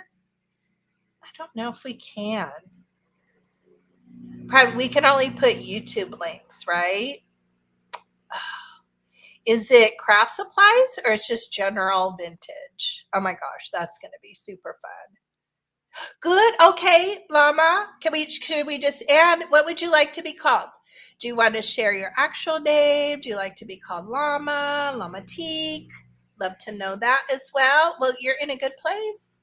You're in a good place, because that's what most of us are about: junk journaling, paper crafters, vintage, sometimes newer. Obviously, from what I said, I guess I gravitate towards the vintage craft supplies a little bit more. Just an interesting sidebar. All right, Bug. Enjoy the rest of your day. I'm so glad you were here. And you guys, go back and watch the interview that Hazel did last night, interviewing Bug, who's Mediocre Arts and Crafts, here in the chat. Definitely go back and make sure you watch that. Oh, you can? Okay. Maybe Kathy could see if she could put the link in to Jan's sale on Whatnot, because I love me some Jan, and I love me some Whatnot, because I want to click on it. I want to go hang out later. Okay, this one is going to go in this journal. So I made that for that one. That's for that one. Okay, what else? What else could we work on? Let's see. I think, yeah, let's hang out for a little bit longer. I know people will come and go. I would love to make, and this is going to be totally off the cuff, I would love to make a library pocket for the Dick and Jane book. So this will be a test of my, can I do it on the fly and not be overly prepared? Okay, I want to make sure I keep these clipped. But let's see if we can do it. Oh, I didn't share these. These have been sitting here. I think these were Hobby Lobby, I want to say. And these were in the back to school section as well. Oh my gosh, these are so cute. And I unpackaged them, but they were like $2.99. And all the back to school stuff was like 40% off. I don't know if they're still running the same sale, but look how cute these are. They feel like erasers, but they're I guess polymer clay, but they're little apples and they're beads. So they're apples and little pencils. There's sliced apples and then whole apples, but aren't those cute? And there were so many. And I just put them in one of these little containers that I picked up at Dollar Tree. These were sitting here. I forgot to share those. And also this This feels more like sewing to me. It reminds me of the vintage sewing rulers, you know, the soft kind of clothy rulers, or you know, measuring things that we get in sewing kits and whatnot. I don't know if I'm going to use this in the back to school journals, but it's definitely part of the back to school stuff. In fact, it says teacher appreciation. So this was, I think, Hobby Lobby as well. And I forgot I had it sitting here and I didn't share that. So I wanted to share that too. Okay, let's keep these clipped.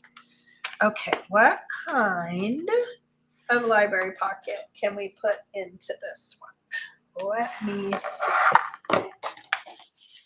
what we want to do here. Oh, also, I am very excited to be using these. I went to an estate sale a bunch of years ago. In fact, Jim and I went together, and I think we went 2 days in a row. I think. And so these were, the wife was definitely retired teacher. And so these are some of the things that I dug out of the garage. The garage was just packed full of teacher supplies and books. And this was kind of early on in my junk journaling interest. And I probably, if I was to go back to that estate, so like the me now, I probably would have picked up even more stuff. That was kind of back to, I was just starting to paper craft, just starting a junk journal, but was obviously an avid vintage collector, seller, decorator, user of vintage. But aren't these cute? So these were the actual, I don't know if they were for report cards, but they have the name in the corner in room 13.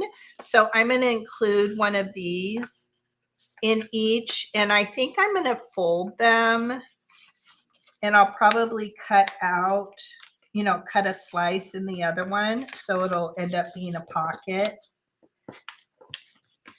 Both ways. They don't, the weird thing is they're not folding particularly well for whatever reason. I don't know what the reason is. I was kind of having that problem with that, but I think these are going to look really cute. So I'll slice that end. Maybe I'll put a little notch there. So I'll come up with a fun way to decorate. But anyway, I have one of those in here. Here's that little pocket that's matching. Yeah, and I still have to kind of work on the signatures on that a little, but okay. So now I have to put my thinking cap on. What kind of cardstock? I could use file folder, but I think, let's see, does this color work? I think I like the green because I think I'm going to use green like I did on this one. I like what it's picking up here because there's a little bit of green in the fabric. Oh yeah, definitely the green because I think it ties into the front too. So I like the green. Okay, so let's use that. That's a for sure. We'll make the pocket out of that, and then let me grab back here behind me.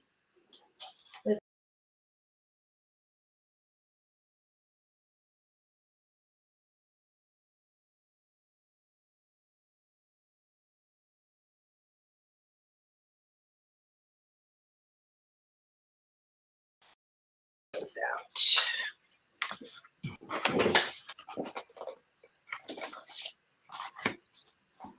All right. What do I want? White.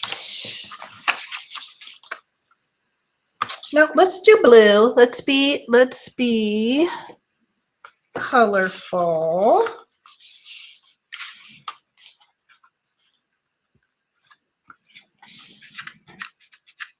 All right, and I'm not going to be really heavy in the measurement. I'm just going to fold this up. I'm just going to fold this up in a way that kind of looks okay. Yep, I think that's pretty good. And I always get into a problem where I don't cut it wide enough. And then I have to start cutting the card down. Do you guys have that problem? I mean, I always put like a very narrow bead of the art glitter glue, but I don't know. Every single time I find that I have to start cutting the card. So I think I'm going to make this one extra wide today. I think the page can accommodate it.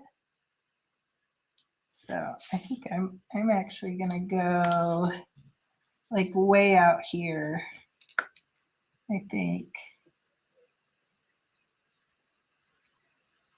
I don't know. I just don't have a lot of luck with it. The other thing I grabbed out, so I had put this in the RV like last year sometime, and I grabbed it back out because I'm not loving my rotary Fiskars. I feel like I fight with it a lot. So I pulled this one back out and I'm loving it.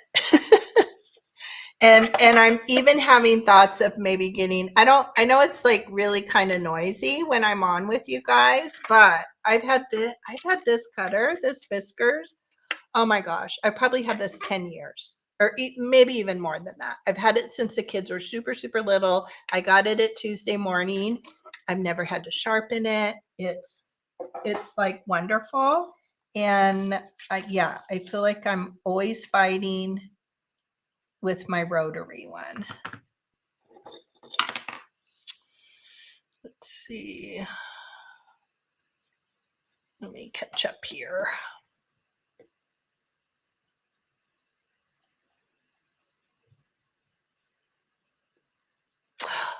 Good. Oh, Susie's saying, okay, good. You can call me Joy or Llama. Okay. Okay, good. And Susie says she likes llama. It's easier for her 72-year-old mind. It's easier for my 59-year-old mind too, Susie. So it takes me a while. Usually I'll get people's names down eventually, but it takes me a while. It takes me a while. Yeah, when it's something totally different, it's super hard. It's super hard. And then sometimes too, like you just, I don't know. And then when channel names are similar, sometimes it's easy to get mixed up too, right? Yeah, but usually eventually I'll get the real name. And I totally never mind if people don't know my actual name. Like I'm super happy with Day Trip or whatever. Okay, were they report card? Okay, that's good. So they're report card envelopes. I love that. And it's driving me crazy. I picked up vintage report cards from that estate sale, but I want to say I think it was one of her children and not, I think they all had the same name and not student name. And I don't know what I did with those. There's one possibility of a place they may be. I thought they were in here with all like my index card kind of ephemera. They might be in my drawer that has more of my antique ephemera, although I'm not sure why I would have put them there. But for the life of me, I have not been able to find them. And I need to find them because what is more perfect? But they weren't super old. They're probably from like, I don't know, 70s, 80s, something like that. But I definitely need to find them because it can't be more perfect than a place to use them. Do you like to have a mix of the vintage and new? Yeah. I'm probably, yeah, I do a good mixture. I I don't think I've ever made a journal that's just all new stuff. It always has to have some vintage in it for me. I just gravitate towards it.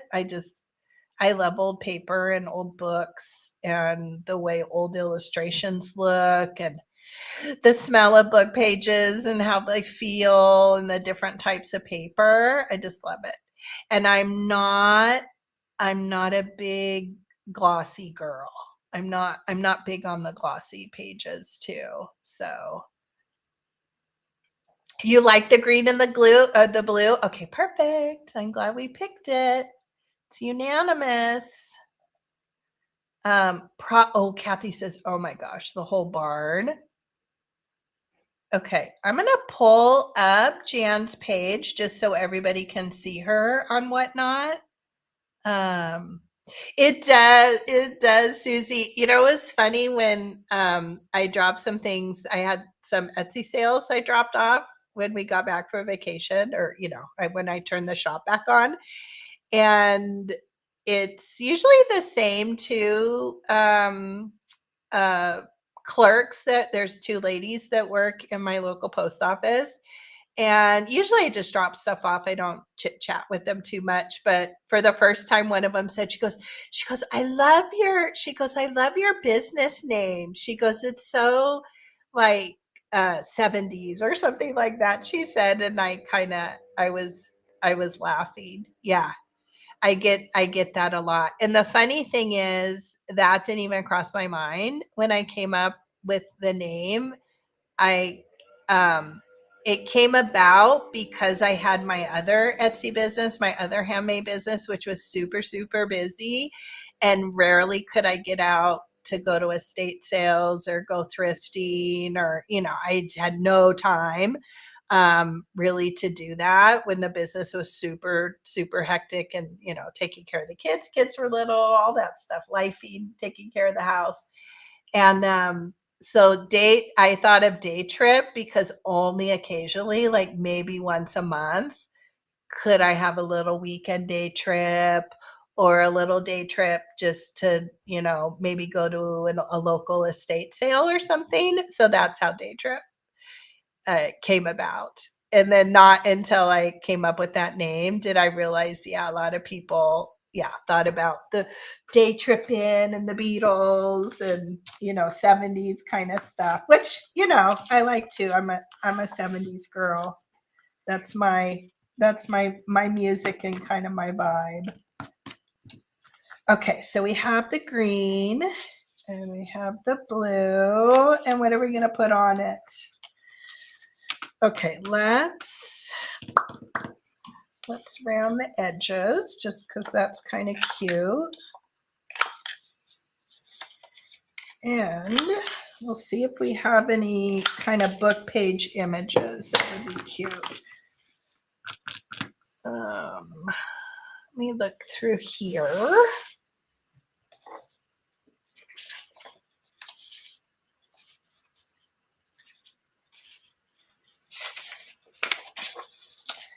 Things that would kind of fit. So some of these are book pages that I pulled out from other children's books. I just kind of had them set aside.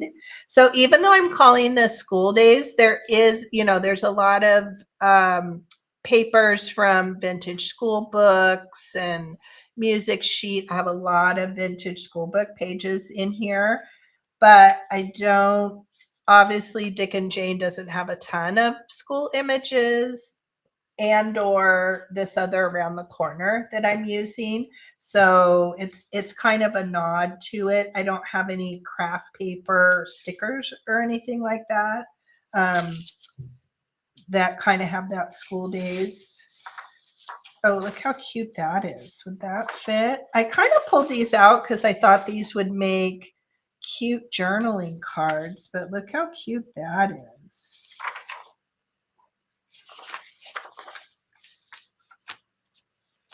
Would that fit?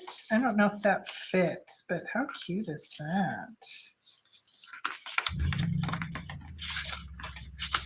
Yeah, I might be able to do a little fussy cut of that, except their feet would be cut off. She's cute, but her legs go into their head. Let's see what else we have here.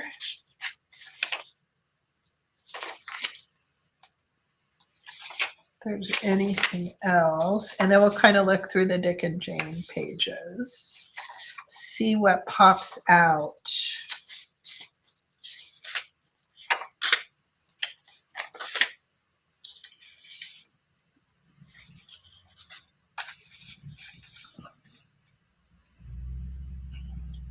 No, that's kind of cute.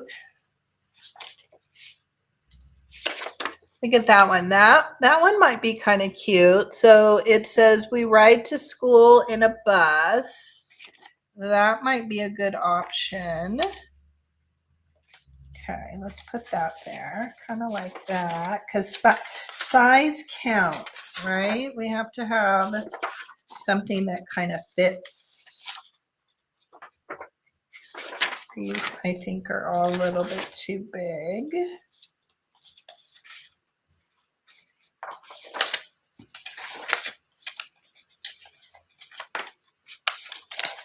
Since this is a little impromptu.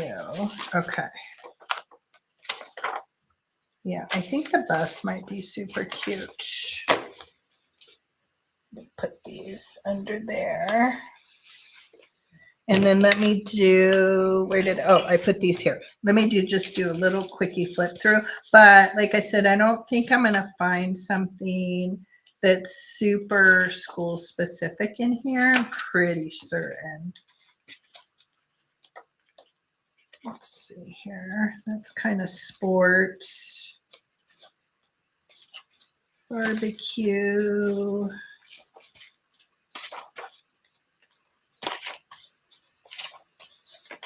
Gardening.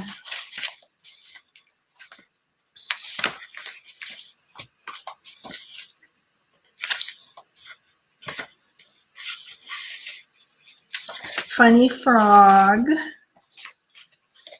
What are these? She doesn't fit. Yeah, let's just do school bus, I think. Let's do school bus. Okay.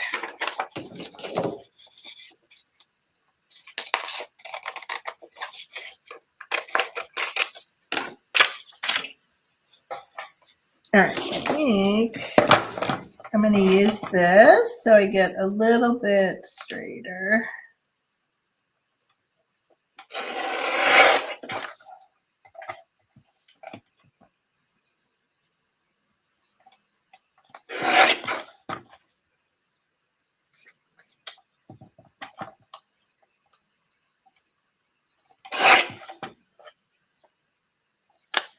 And let's take a little bit off the bottom.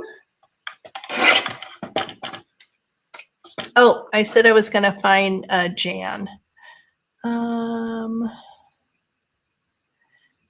says she loves paper, stationery, scrapbook paper, books, stickers. I can't resist pretty paper of any kind. Me either. Oh my gosh, it's so crazy.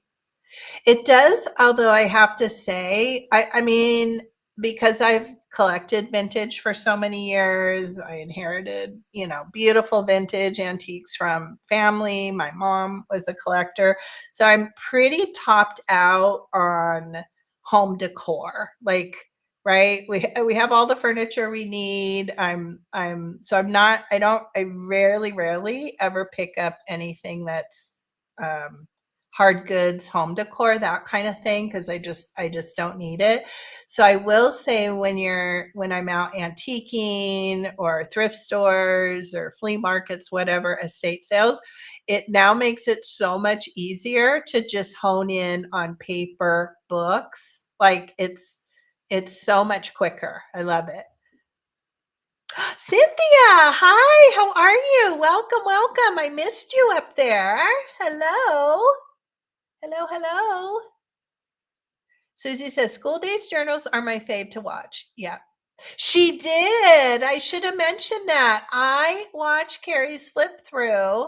For some reason, I think Carrie she always posts stuff, I feel like, Thursday mornings, because 9 times out of 10, like after I shower and I'm putting my makeup on and stuff, a Carrie video will pop up. And so that's usually how I spend my, makeup putting on session, because I only put makeup on for you. It's rare that I put makeup on anymore these days.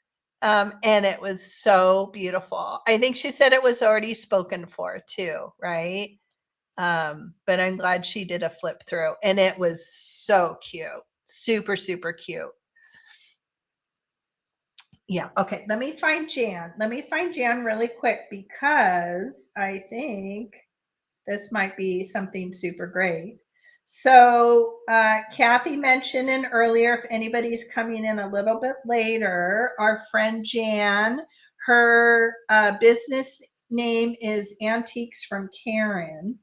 So I'm going to pull her name up here in YouTube because I guess, or I mean, excuse me, on Whatnot. Here we go. Just so you guys can see her page. So again, this is on the Whatnot app, and she is Antiques from Karen. Karen was her mom's name. She inherited an amazing collection of vintage and antiques from her mom. Her mom was an antique dealer collector back in the day, and Jan is our friend's name. In fact, here is beautiful Jan right here. And so this must be the sale today. So at 2:38 p.m. I'm going to be there in the chat and seeing what goodies Jan has to offer. So Jan inherited a what was it, Kathy? 3-story home with a basement from her mom. Jan's a single child, and it was just chock full of stuff. They now have sold the house in upstate New York, and the things that they haven't yet sold were all moved to their new home. And her boyfriend, her honey, built her a big barn to house the rest of it, and it is amazing. Hard goods, ephemera, books, you name it. It's going to be good. Like, those are just some of the pictures. So I have so many beautiful things in my home from Jan that were Jan's mom's. Well, look at that. And Jan is she prior to her mom passing, she was a quilter, and she fixed and rebuilt antique sewing machines. So that's a lot of her knowledge base as well. But look at that, guys. That's right for us. Random pull vintage book, $3 start. Oh, this is going to be a good one. Look at those children's books. Okay. I know what I'm going to be doing this afternoon. Look at that. Kids books, Paddington, Bunny, Magic, McBear, maybe. Looks like, oh, look at this. Engineers, Architects, Builders, Carnegie Steel Company book. Ooh, wow. She has a lot of Dr. Seuss, readers. Yeah, this is going to be a good one. Dolls, if you're into dolls. So, yeah. So go on to the Whatnot app, and like I said, you can find her there. Antiques from Karen, lower dash Jan. Yeah, look at that. 1,000 sold. Yeah, 5.0 rating. And she's a special lady.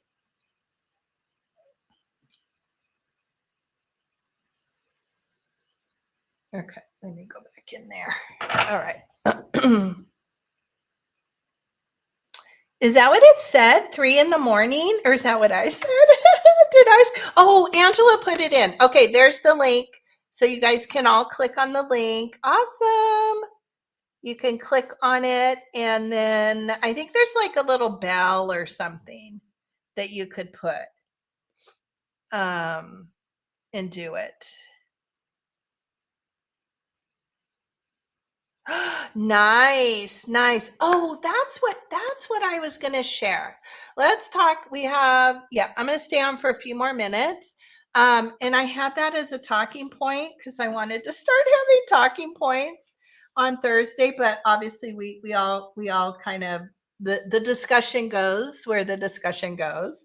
And I love that. But that's what I was going to talk about today. We can talk about that more next week as well, of where is the best place to find low cost or even free books. So I love that Llama just bought that up. I am a big buyer of books at thrift stores. I love the hunt. I never know what I'm going to find. But for me, living in Southern California, thrift stores, our prices can be kind of high here in Los Angeles for books. Probably the cheapest, if I'm lucky enough, is $1.99. But a lot of books are more up in the $2.99. This is Savers, $3.99, $5.99. I've been known to pay $12 recently for an antique book in a thrift store. So prices are a little bit higher here for me, but I have to say, I feel like the best place to find books and never fails is library. Library book sales, I think, are the number one place to find low cost books.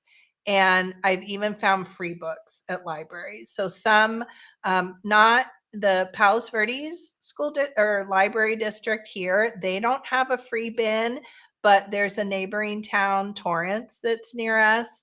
Um, at least one of their libraries has a free cart out in the lobby. I've only been in there a couple times. My neighbor, they have a little free library in front of their house, and for a while she was picking up books there for that, and books for assisted living where her father was at the time. So she was looking, always kind of looking for magazines and things for everybody to read, which is super sweet. She would kind of stalk the lobby there. So she would see things and say, oh, go, they have such and such on the free cart. But I think that's always my go-to. And I'd love to hear if you guys have like better places or kind of little secret places that you find the best books. But libraries always seem, library book sales, I always go back to that they're the best. And if you're lucky enough that your local library has like a free cart, free all day long, all day long. Let's see. Oh my gosh, let's see. Carrie's her thing was released at 3 o'clock this morning, her school days thing. Oh, that. Okay. Well, Carrie says she never sleeps. She says she never sleeps. So that probably makes sense. She says she doesn't sleep much. So let's see. Susie says prices on books at Goodwill's in New Jersey. Yeah, they've gone up a ton. They're just not very affordable anymore. Angela says she can't find any vintage books here or the cute kid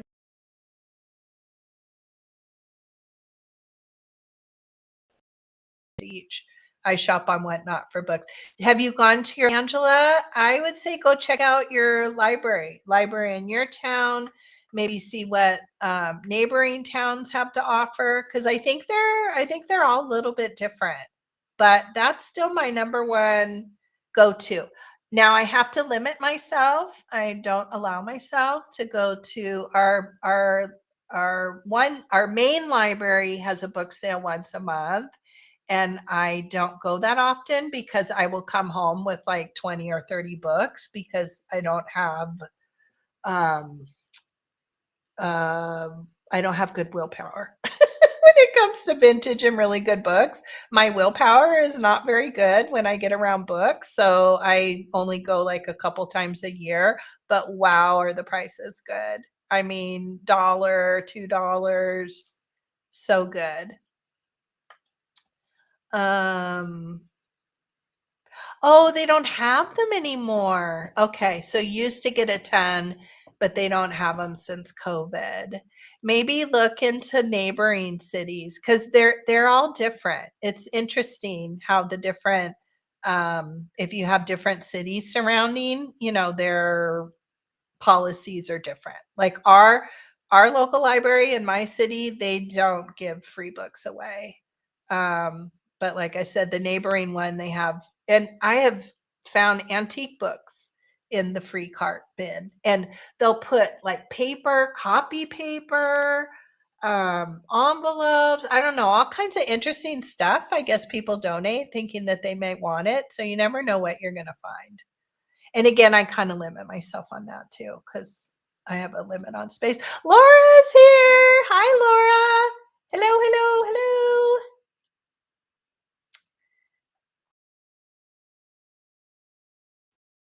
So here live book sales. Yeah, we'll talk more about it, I think, next week. But that's still my number one. Oh, okay. Clearly I'm not going to finish this. Let me show you something super quick. So I'll probably do a little haul. I posted in the community tab, made me think, speaking of libraries. So, and I don't think I ever went in the local library. We've been going up to this specific campground since Ryan was like 3, just turned 21 last month. So we've been going there a super long time, and it's off grid. It's way up in the mountains. In fact, the campground itself is a dead end. So you go up and you drive past these twin lakes, and then there's one big campground, and the road dead ends at the campground. Can't go. You can hike, but you can't drive anymore. And then there's this little town down below that's called Bridgeport, California. And Jim and we went into town maybe a couple times, and I saw a big sign that said book sale, library book sale. And I was like, oh my goodness, as soon as we got out of the car. So that we hightailed it over. First place we went, they were closing. I don't know. She said they were closing within a half an hour. And so I'll do a little haul of the books that I picked up. But look at this one, you guys. I don't think, I think it's the real thing. I don't know. So I paid $4.17 for it, and I noticed, so they had a section. They didn't have a very big section. It wasn't like my library. They just had like a couple bookshelves with kind of like newer-ish books, a few kids' books. But they had a section that was like antique books, like a little bookshelf. And majority of them, I looked through all of them. Majority of them were out of my price point. Some of them were $100, $50, $80. And because we junk journal with them, I didn't want to pay that much and then take something apart. So I saw this and I thought, well, surely this must be a reprint, but I don't think so. What did they put? And I noticed a lot of them, they had looked up like on eBay. Oh, no, it is. Okay. I see here. So it says replica. Okay. Because I thought certainly it can't be from 1895. So this is a replica of the 1894 to 1895 Montgomery Ward merchandise catalog. But still very, very cool. So I don't know what the copyright is on it. What do you guys think? Where would it even say? I don't know where it would even say, but this is an example of great things that you can get at a library. Oh, okay, here we go. So 1970. So this is a reprint, but obviously very, very vintage, considering it was re-released in February of 1970. But look at this. Look at this is like a phone book. Look at that. Look how much look how much goodness is in here, and look at these pages. So I have a couple of like the smaller Sears Roebuck, the other little paperback ones, probably like 6x4 or something like that. But look at these. This is so cool. Let's see. I think I missed.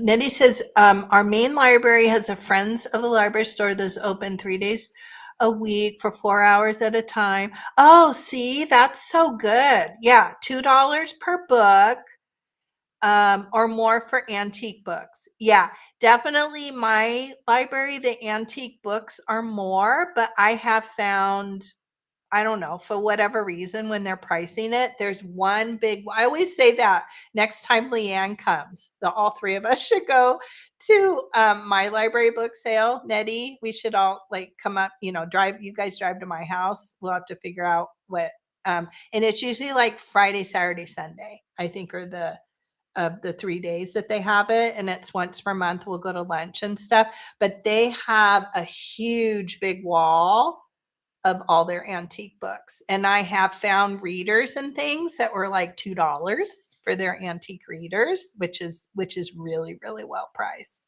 But that's good. And that's nice that it's open three days a week for 4 hours at a time. That's really nice. Yeah, I don't know, unless you live in an area where your estate sales are priced really well, or your thrift stores are priced really well, which doesn't seems like that's kind of going away. I feel like libraries are still the number one. Um, oh, nice. Laura sent some little sweet things for Jordan. Yes. Although I would have still, like in this condition, Laura, if it was that old, I probably would have still crafted with it because the cover's falling apart and stuff. But isn't this fun? Oh my gosh. I mean, I'm definitely probably going to put some packs together because there's no way I could probably go through all this. But isn't this cool? Even just for reference. I mean, I don't have all this stuff in my collection, but tons of fun. And these ladies, this is going to be good. So I figure for $4.17, I think this was a really good pickup.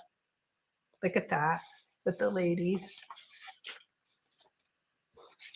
Yeah. Oh, Leanne is still here. Yes. Remember, Leanne, we've talked about going to the library book sale. I will look up, it's like the third Sunday or something. I will look it up and message you both. I'll text you both in the same text and say what it is. Yeah, this is really cool. I also got a couple Richard Scarry books. I got a couple other kind of antique catalogs. So I did pick up some. Ooh, look at these. Okay. This will be good for Halloween. Oh my gosh. She's not as creepy, but look at her. We'll have to make some Halloween tags out of these. Yeah. I think those will be good Halloween time. Look at those. Those are good. Yeah. So anyway, yes, I will message you both today, and then plan your next trip accordingly. Okay, friends, I think I've kept you here way, way, way too long. So we probably should say goodbye and get ready to enjoy Jan's Whatnot sale later. We'll definitely be hanging out there so you guys can come by and say hello. Oh, yes, I should. I should mark that page.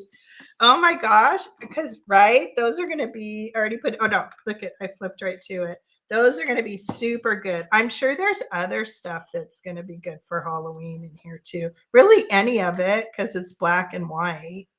Look at those.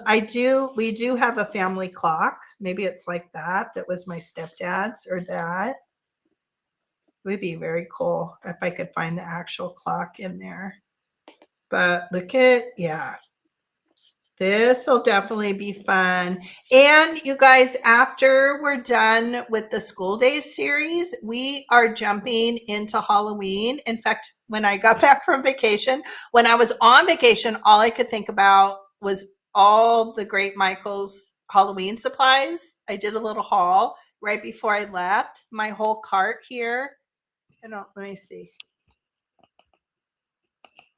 Oh, you can't see it. Look at all that. Look at all this like Halloween fabric. this whole thing, this is all chock full of Halloween stuff we've made in the past, new stuff I bought that I picked up from Michael's. Oh my gosh, so much good Halloween.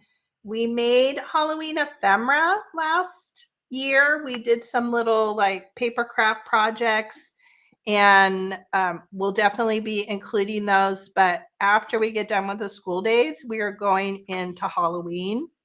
Junk journal. I have two old kind of just black plain books that I found.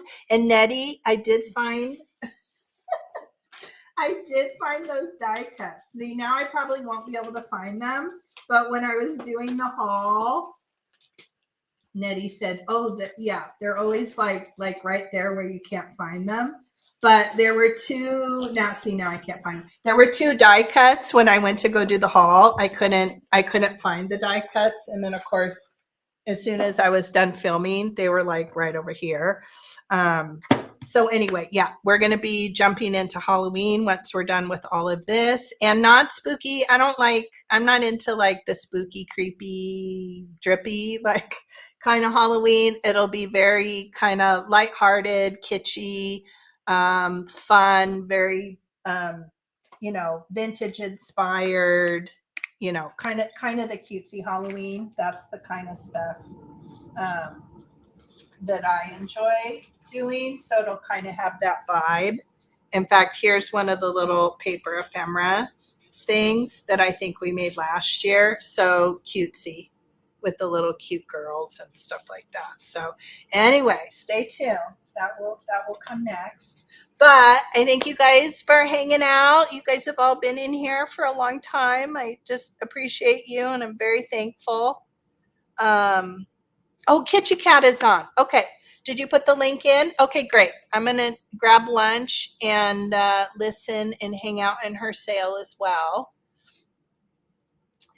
Do you? Do you still have it, Leanne? Yeah. And I think you're supposed to my stepdad used to do that, like wind it, and it has a little key, and I haven't done it at all. He was so good. He always like kept it going and whatever you were supposed to do with it. And I have not done that, but so beautiful. And I'm happy to be the keeper of that for sure.